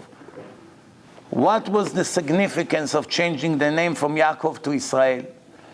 Because Yaakov comes from the word Yaakveni. You delayed me. You held my ankle. Twice you were an obstacle in my life. One, when we were born, you were pulling me down. And second, when you tricked me by giving me soup, lentil soup, and then you stole my blessing, my bechorah. You came to my father later on, you took my blessing while I went to hunt some food for him. So you tricked me twice. The name Yaakov is hinting to deceiving. Yaakveni pa'amayim. This is what the Esav said. Not once you did it to me, now you did it to me again. So by telling the angel, you have to approve that I deserve the blessing, it wasn't any deceiving. You say to him, you're right. You deserve, not my Esav. You deserve it. What does it mean? Your name is not anymore Yaakov. From now on is Israel. What's Israel? Yashar, El. You are honest, not a deceiver. Israel. Plus, Israel, it's the name of all the fathers and the mothers of the Jewish nation. Yud, Yitzchak, and Yaakov. Shin, Sarah. Resh, Rachel, and Rivka. Aleph, Avraham. Lamed, Leah. 4 mothers and 3 fathers, all in the name Israel. What also the name Israel hint to? Yud is the smallest letter in Aleph Bet. Lamed is the biggest letter. The Jew in this world is small, but in the next world, when he goes up, where the Lamed is pointing, is very, very big and important. The life of the Jew starts with small, but then finish very big.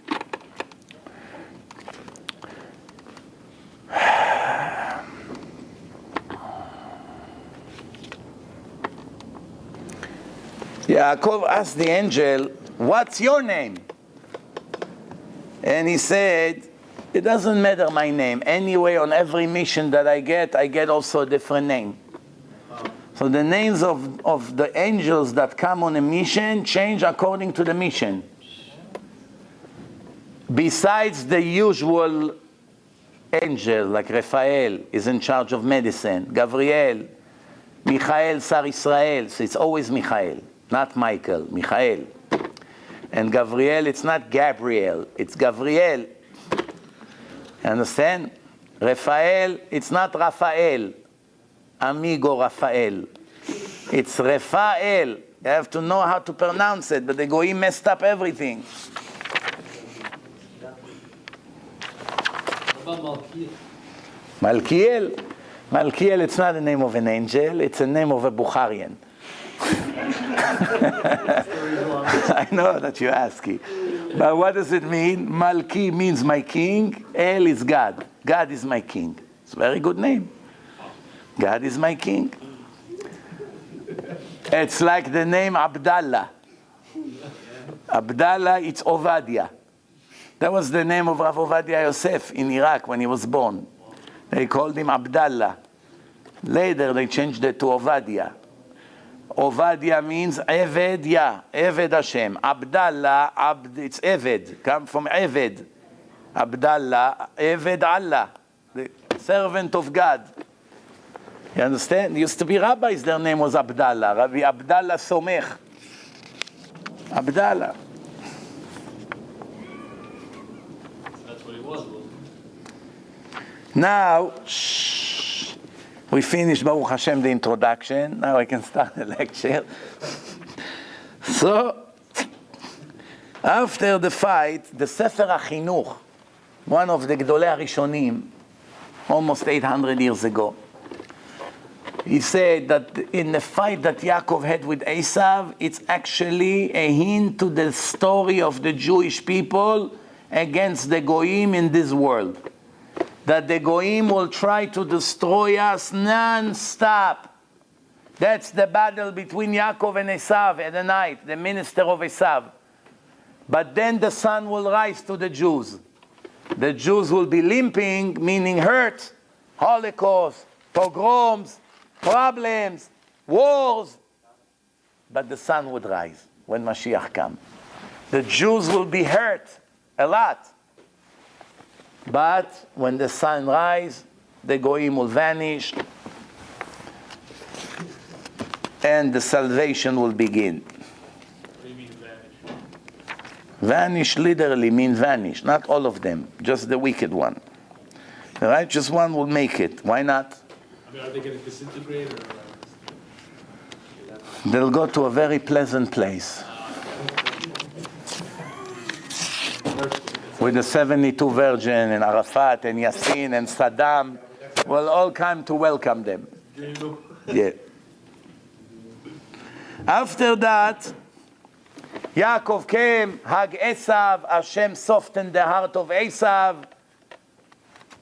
And then all of a sudden Esav not only doesn't want to kill him, he refused to take the gift. I have plenty, it's okay. You don't need to give me. His ego. I'm going to take from the Jew a gift? I have plenty. Keep it for yourself. Keep everything for yourself.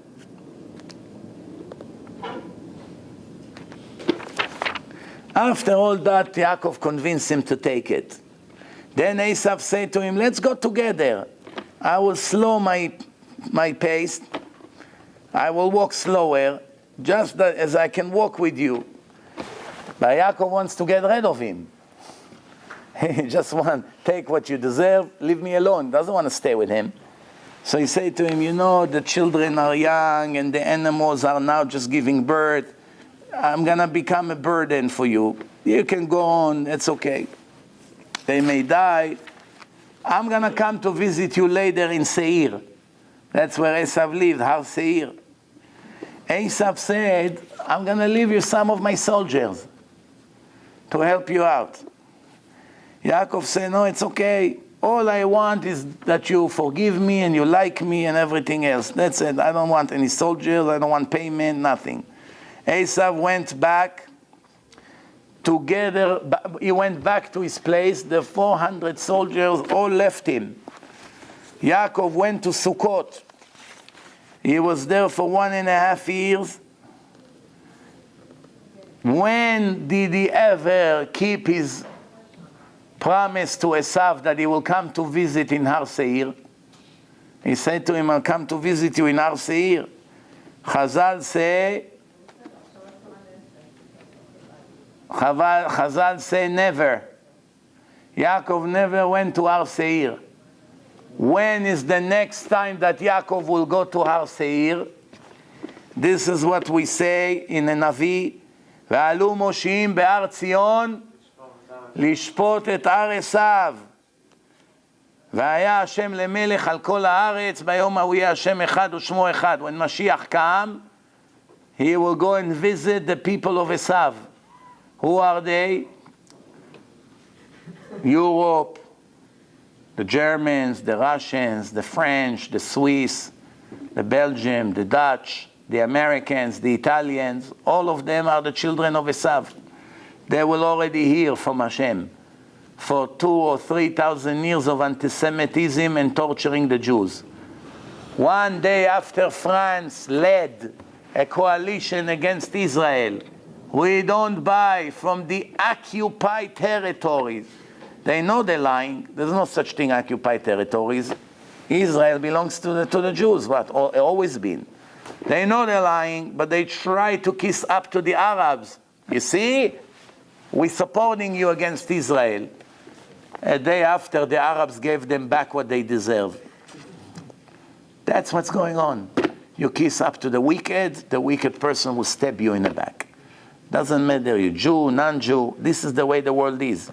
You kiss up to the wicked person, you're going to fall in his hand. You're going to trust a human being to feed you, to take care of you, you're going to fall in his hands. This is the way Hashem does it. After a year and a half that Yaakov was in Sukkot, he went back to Israel. That is complete in his body, no more limping. He has, Baruch Hashem, wealth and lots of Torah. He arrived to the city of Shechem. Where is Shechem? Nablus, where the grave of Yosef just got burned a month ago by the Arab terrorists. But Shabbat started. So he stopped outside of the city of Shechem. After Shabbat, he went to Hamor. Hamor in Hebrew means donkey. That was the name of the rich goy, Hamor. And he was Shechem ben Hamor. He was the father of Shechem. Shechem was the one that raped Yaakov's daughter, Dinah, Hashem Yirachem. So he came to Hamor and he bought from him the land over there for 100 coins of pure silver. That's it. How much it's worth today? Over $1 billion. The property over there. How much he paid? 100 coins of silver. In case you are wondering how much is this today, when you have a first baby born that comes out of the womb, you give 5 pure coins of silver to a Kohen to redeem the baby. When I bought it for my firstborn son, it cost me $70. $70. Yes, so it was $14 a coin. Today, maybe $24 a coin. So it's about $120 for 5. Multiply it by 20, because it's 100 coins. So it's about $2,500, approximately. How much today? $1 billion. Great inflation. 3,400 years. If you're wondering how can it be, don't be surprised. Where I live, there are 4 big lots. It's not Queens. Everything is a shoebox. The houses, the driveway, everything is tiny here. It's New York City. Every step is another million, 1 million, 2 million. And lots of fire recently here in the buildings, in the houses, unfortunately. But there, upstate, property used to be cheap. 4 huge lots. 1 lot, 2/3 of an acre. Another lot, an acre. Another lot, 3 acres. Another lot, another almost an acre. Maybe 6 acres of lot, which divided to 4, and one of them is a huge shul with a huge parking. You could have put actually 7 houses there if you didn't have the shul. So 7 houses, 7 properties, huge ones, with grass, kids can run. $27,000 60 years ago. $27,000 for about 6 acres of land. Today, it's more than $10 million. Maybe I exaggerated, maybe $8 million. 27 in 60 years became 8 million. You do the math. Unbelievable. Inflation. Hayoker ya'amir. Everything goes up. So when Yaakov, he bought the property from Hamor, he built an altar over there to publish the miracle of Hashem to him. And what did he call him? El Elokei Israel. Hashem is my God. Dinah, the daughter of Yaakov, she went up dressed. She was dressed up to go and check what the Goyot in Shechem are doing. Listen to what's going on here. When the governor of the area, Shechem, the son of Hamor, saw her, he kidnapped her. He kidnapped her, raped her, and convinced her to stay married to him. Shechem came to Hamor. his father and say, please, you already sold the property to her father, so you know him. Please convince him to allow that I'll marry his daughter. Hamor came to meet Yaakov. Yaakov knew what happened, but he did not act until his sons will come back from the field. When Hamor arrived, the children of Yaakov arrived also. When they heard, they were very angry. Hamor told them, my son Shechem wants your daughter Dinah to be his wife. Let's make a family between us. Our city will respect you. We will open our fields for you, the markets. You'll be able to do business here. Tax-free. Obama will give you food stamps as much as you want. You want to bring your refugees. It's all on the house. Don't worry. Just allow the marriage. Shechem said, you just name any amount of money to write in a ketubah, I'll pay.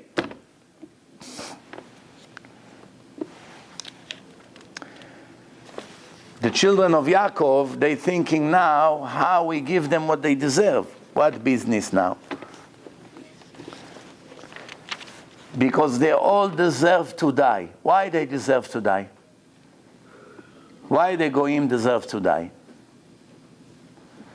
Anyone that deserves to die should be Shechem himself, not his father, not the people of Shechem.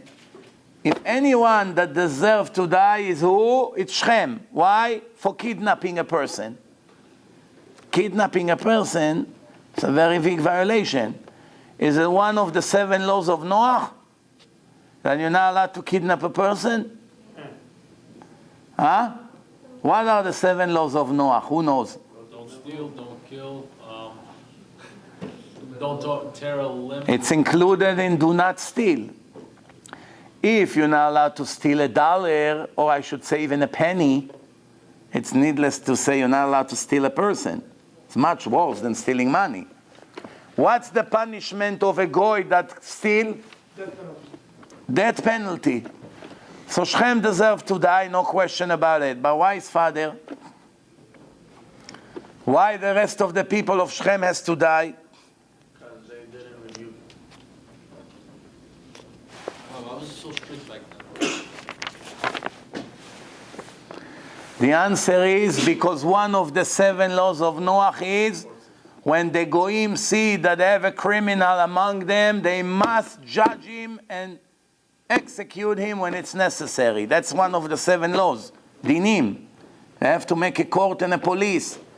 And if they do not do that, they all deserve that penalty. Do you understand what's going on here? If a city would say, we don't want a court, no police here, San Francisco, no police, no court. According to the Torah, what do they deserve to get? Death penalty. Why? One of the laws is that they have to make a court and a police. What rules the court and the police should have? Whatever they decide. It's up to them to make a constitution. As long as the constitution is not making God angry, meaning no gay marriage, no women marriage, no men marriage, no people with animals, no bar mitzvah to dogs. You already read my mind, I see. You already know what's the next sentence.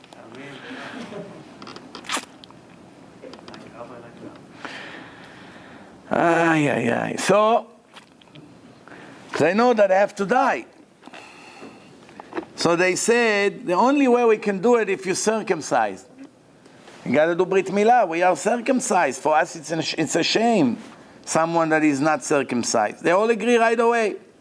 They convince everyone, it's good for us. This is the chosen people, the divine family of Yaakov. They circumcise. They're willing to make us like them. Let's all circumcise. On a 3rd day, when the pain is tremendous, they came and attacked them and killed all of them. If it was today, they couldn't do it. Why? The liberals would come to demonstrate. Shame on you. Brutality, cruelty, human rights.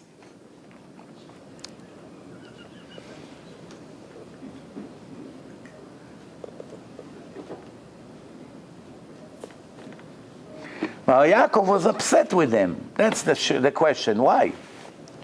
Why Yaakov was upset with them? He got very angry at them. Shimon and Levi. He said, you jeopardized the entire family. The answer to him, what did you expect? That we sit quiet when they did it to our sister? Right away Hashem comes to Yaakov and say to him, the problem that you have with Dinah is because you did not fulfill your neder that you made in Bet El. Look at the consequences of one tiny mistake. Not that he wouldn't do it. He just waited too much to do the neder, the vow. Today people buy aliyot, Rosh Hashanah, Yom Kippur. It takes them 5 years to pay, and sometimes they don't pay. If they don't have what to eat, fine. Usually they have money in the account. They can pay a minute after Yom Kippur is over. Why waiting for tomorrow? Give me one reason why. Yom Kippur is finished 8 p.m. You just bought aliyah $1,000, $2,000, $5,000. You have $500,000 cash in your account. Why you don't run? Gabbai, can I come to your house and give you the check or the cash? Why do you have to stretch it and more, and he has to call you next week, next month? Why? Not to talk about people that sometimes don't even pay at all.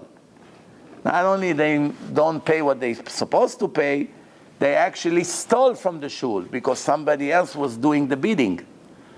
Someone else lost, they took the bidding, and they don't pay. So the shul lost from both sides. The person before say 5,000, he say 5,100. He say sold.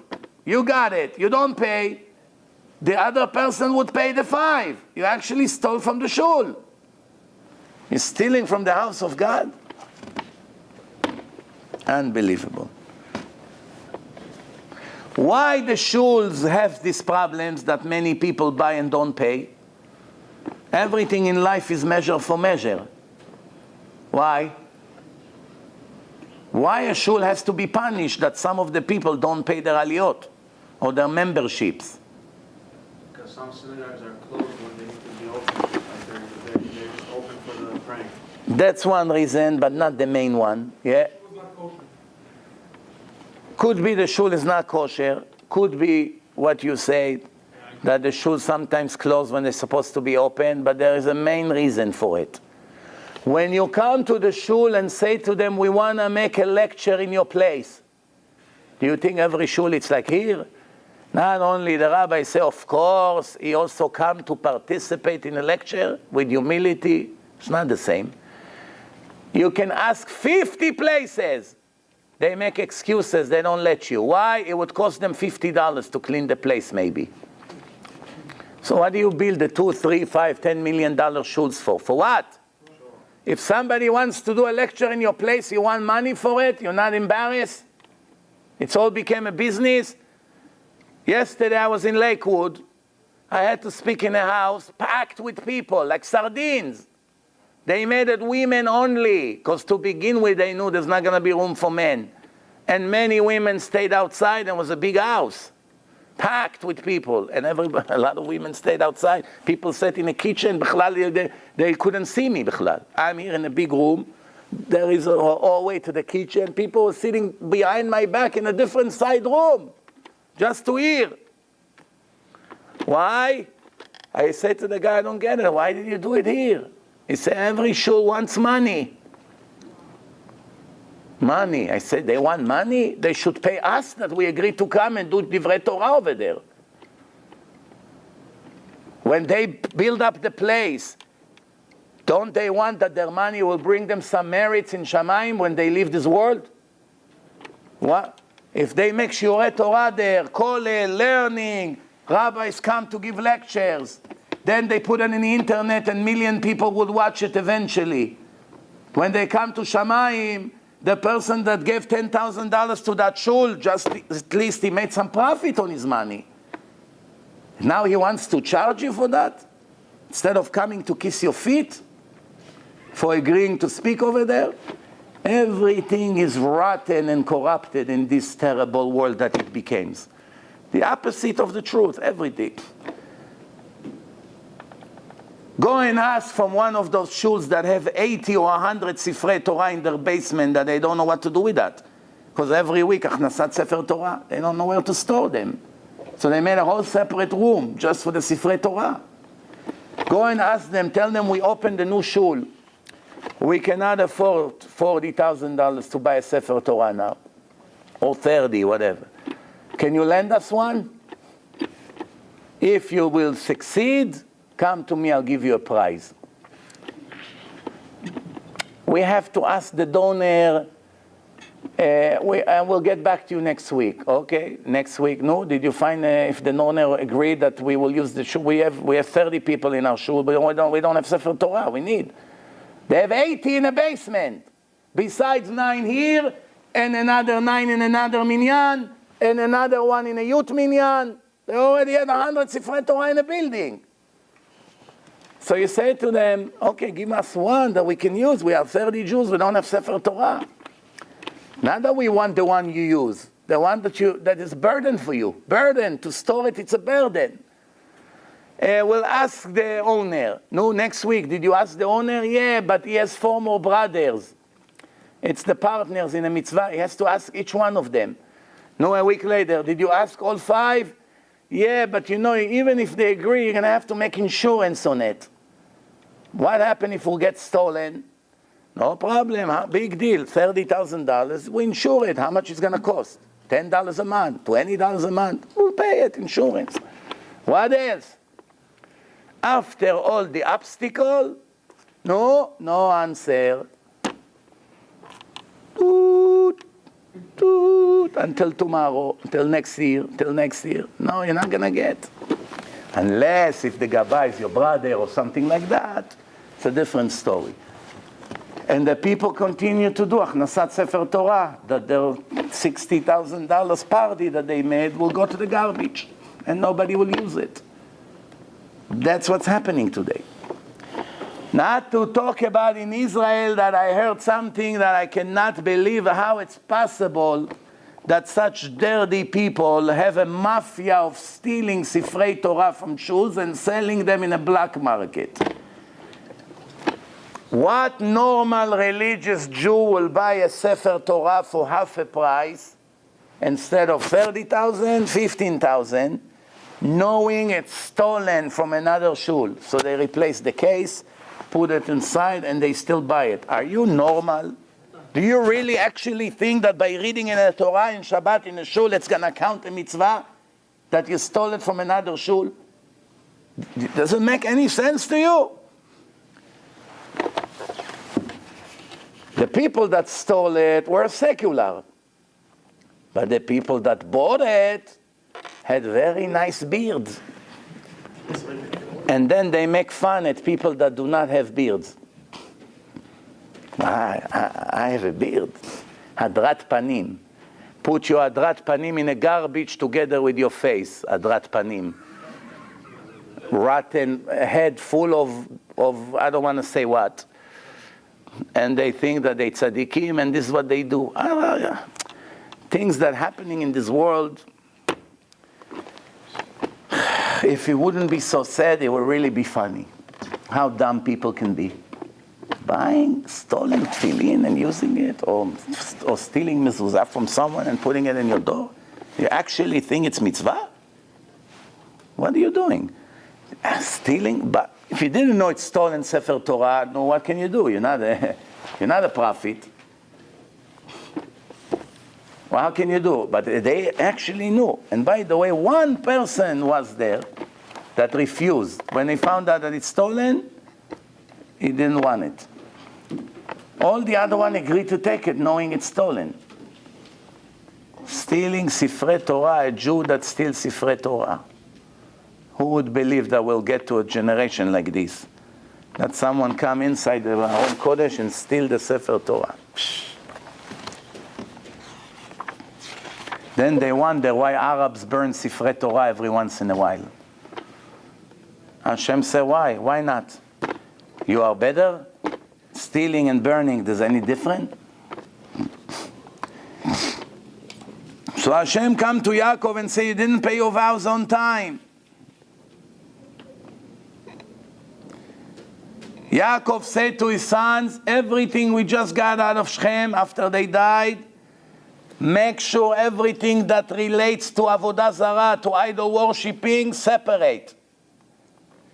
All kinds of statues, special clothing that they wear, jewelry that they give to their idols or put on their idols.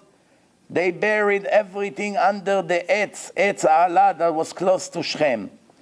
You can go, maybe it's still there. Dig around. If you see a big tree in Shechem, dig underneath, maybe you'll find it there. Then, the Dvorah, the babysitter of Rivka, she was nursing the babies. She was sent to call Yaakov to come back home, but she died in Bethel. And also there Yaakov found out that his mother Rivka passed away, so he was mourning both of them. Hashem came to comfort him, and he said to him, the name that the angel gave you, Israel, from now on is your official name, and he blessed him that he will multiply and be blessed. Hashem promised to Yaakov that his children will get the land. Yaakov put a big rock there as an altar. He spilled some wine on it and put some oil on it, and he called the place Bethel. Bethel, first month that I went to the army, I went there, Bethel. Month of August, you freeze in the middle of the night. In Israel, it's a hot place. Makom hazeh Bethel. From there they went near Efrat. Rachel needs to give birth. She gave birth to 2 girls, and the third one doesn't come out. Rachel's life is in a risk. When the baby came out, he said to her, don't worry, the third one is a boy, just like Yosef. So now you have 2 boys. Rachel called him Ben Tza'ari and passed away. How old was she? How old was Rachel? 100. No? I pretend I didn't hear. 93? Huh? 93? 37. Almost, 36. Yaakov called him Binyamin, Benjamin, Benjamin, all the same name. Binyamin. Why Benjamin? Because there was the only son that was born inside Israel. Everyone was born overseas. Israel is south to Aram. Where is Aram? Syria. Depend which Aram. You have Aram Sova, it's Syria. Aram Naharaim, it's Iraq, Kurdistan. So Syria is in the north of Israel. So Israel is in the south of Syria. So they used to call the south Yemin. Huh? Yeah.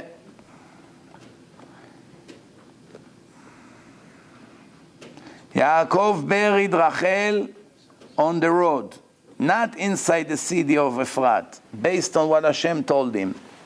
They made a big tomb over there. After Rachel passed away, Yaakov moved his bed to the tent of Bilhah, her servant, Bilhah.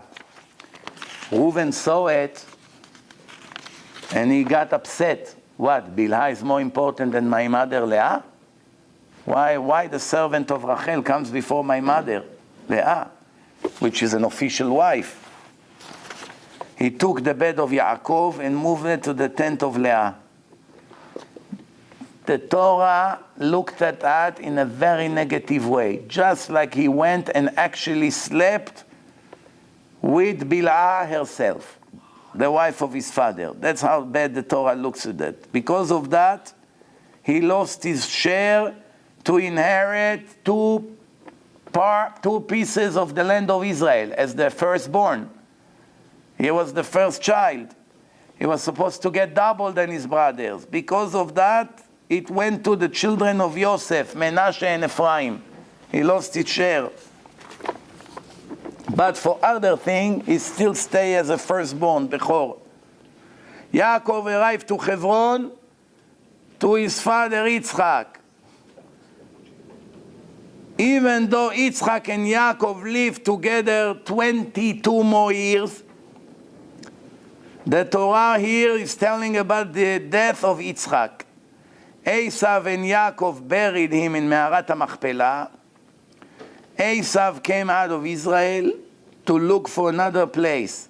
He wanted to go to San Francisco, to Las Vegas, maybe there's good casino there. Because Israel wasn't enough for all his animals, not enough food for the business. Also, he knew that there is a decree on his family that they have to be slaves in a foreign country.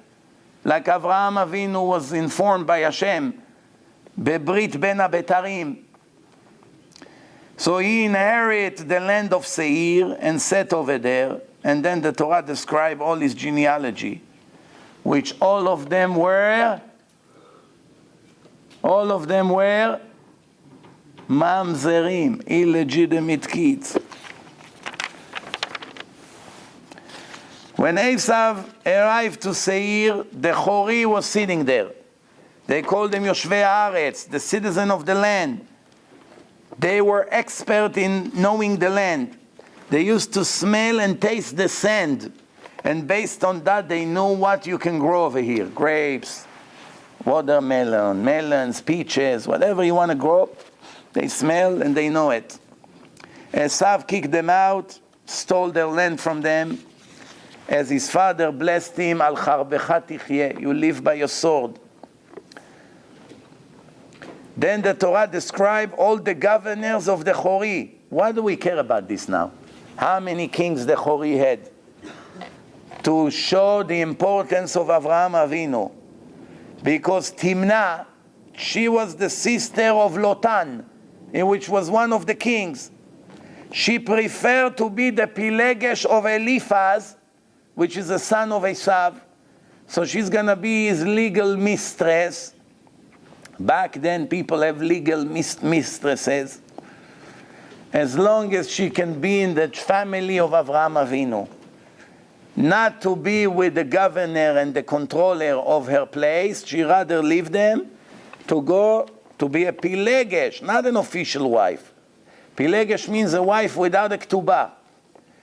Of Eliphaz, because Eliphaz is a son of Esav, which is a grandson of Avraham Avinu. I am in a royal family.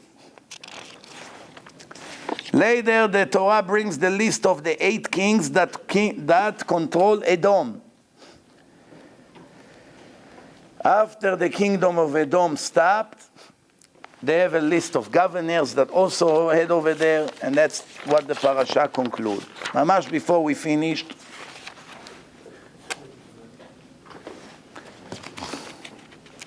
the Ashkenazim is going to read this Shabbat Parashat, the Haftarah of Ve'amit Eluim. The Sfaradim read it last Shabbat. Last Shabbat there was machloket between Sfaradim and Ashkenazim.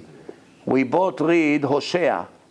The Ashkenazim reads Hosea Yud Bet, and Sfaradim, the Ashkenazim Yud Gimel, the Sfaradim Yud Bet. It's mamash close to each other, one page in Hosea, the prophet.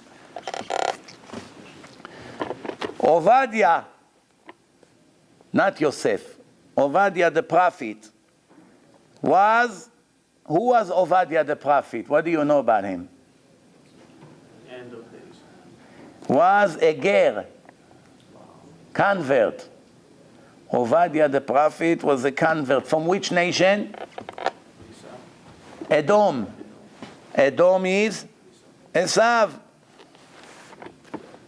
אני ועוד נביאים שמענו נבואה לגבי אדום. He said, Ovadia, me and some other prophets, we heard from Hashem a prophecy about Edom.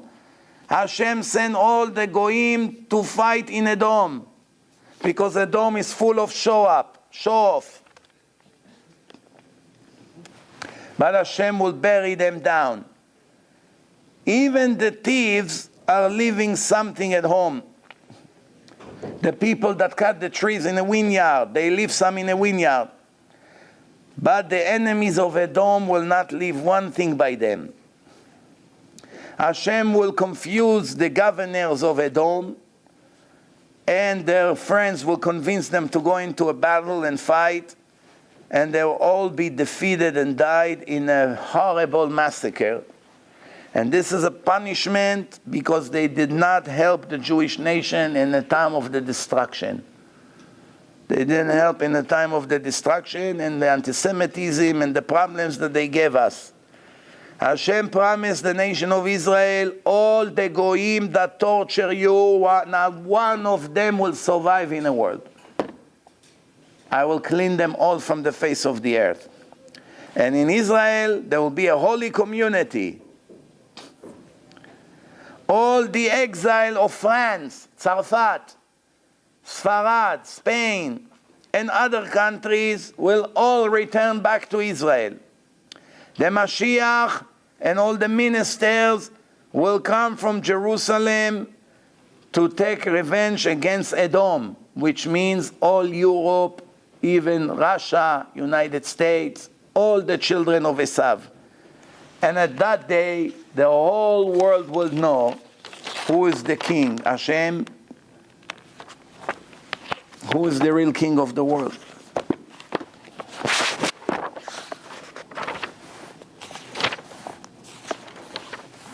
Be'ezrat Hashem, tomorrow I'm hosting a very important rabbi that comes from Yerushalayim, from Jerusalem, in Brooklyn, in my lecture, 1617 Ocean Parkway, in a Netivot Shul.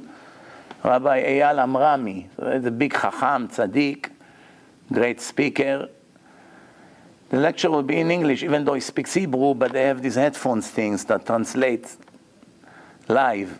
And also, on Wednesday, I'm not going to be in Fresh Meadow in a regular lecture that I have every week in Fresh Meadow in Bet Eliyahu. Only this week, it will be in Chevy Chase, in a Bukharian shul over there, Chevy Chase Street, in Jamaica Estate, the big shul there. 180, I think. It's Jamaica Estates in 180 over there. You have the address in my website on event. Also, it's going to be a nice event with Rabbi Vaknin from 71st Bukharian Center, myself and Rabbi Amrami, all three of us together in a nice event. I want to remind you, we have a Hanukkah event in a hotel in a Poconos, combined with some ski on Sunday over there. It's going to be on Hanukkah. It's organized by Kol HaShalom radio station in Brooklyn. There's a radio station there. They're organizing it. Some music on Motzei Shabbos, nice hotel, some winter seminar. This Shabbat, we have a Shabbaton for Hasidim. Most of them will be Belz Hasidim, from Borough Park, from Brooklyn in general, from other parts of New York. It's called Keraftanu. They do a wake-up Shabbaton for Hasidim. Everybody needs to wake up. Doesn't matter even if you're religious from birth. So that's already the second time they're doing it. A few months ago they did it. It was extremely successful. It's going to be here in Connecticut. I don't know if they have even anything left. I'm not sure. And there's also in December 15, I'm going to Israel for 2 weeks of lectures all over Israel, Baruch Hashem. We go all the way from the north, all the way to Eilat. All the way to Eilat, Yerushalayim, Tel Aviv, Rehovot, Kiryat Motzkin, Chulon. There's going to be a lot of different places, Bezrat Hashem. We'll see you, Bezrat Hashem, next Monday, 8 o'clock. Baruch Adonai Le'olam. Amen ve'amen.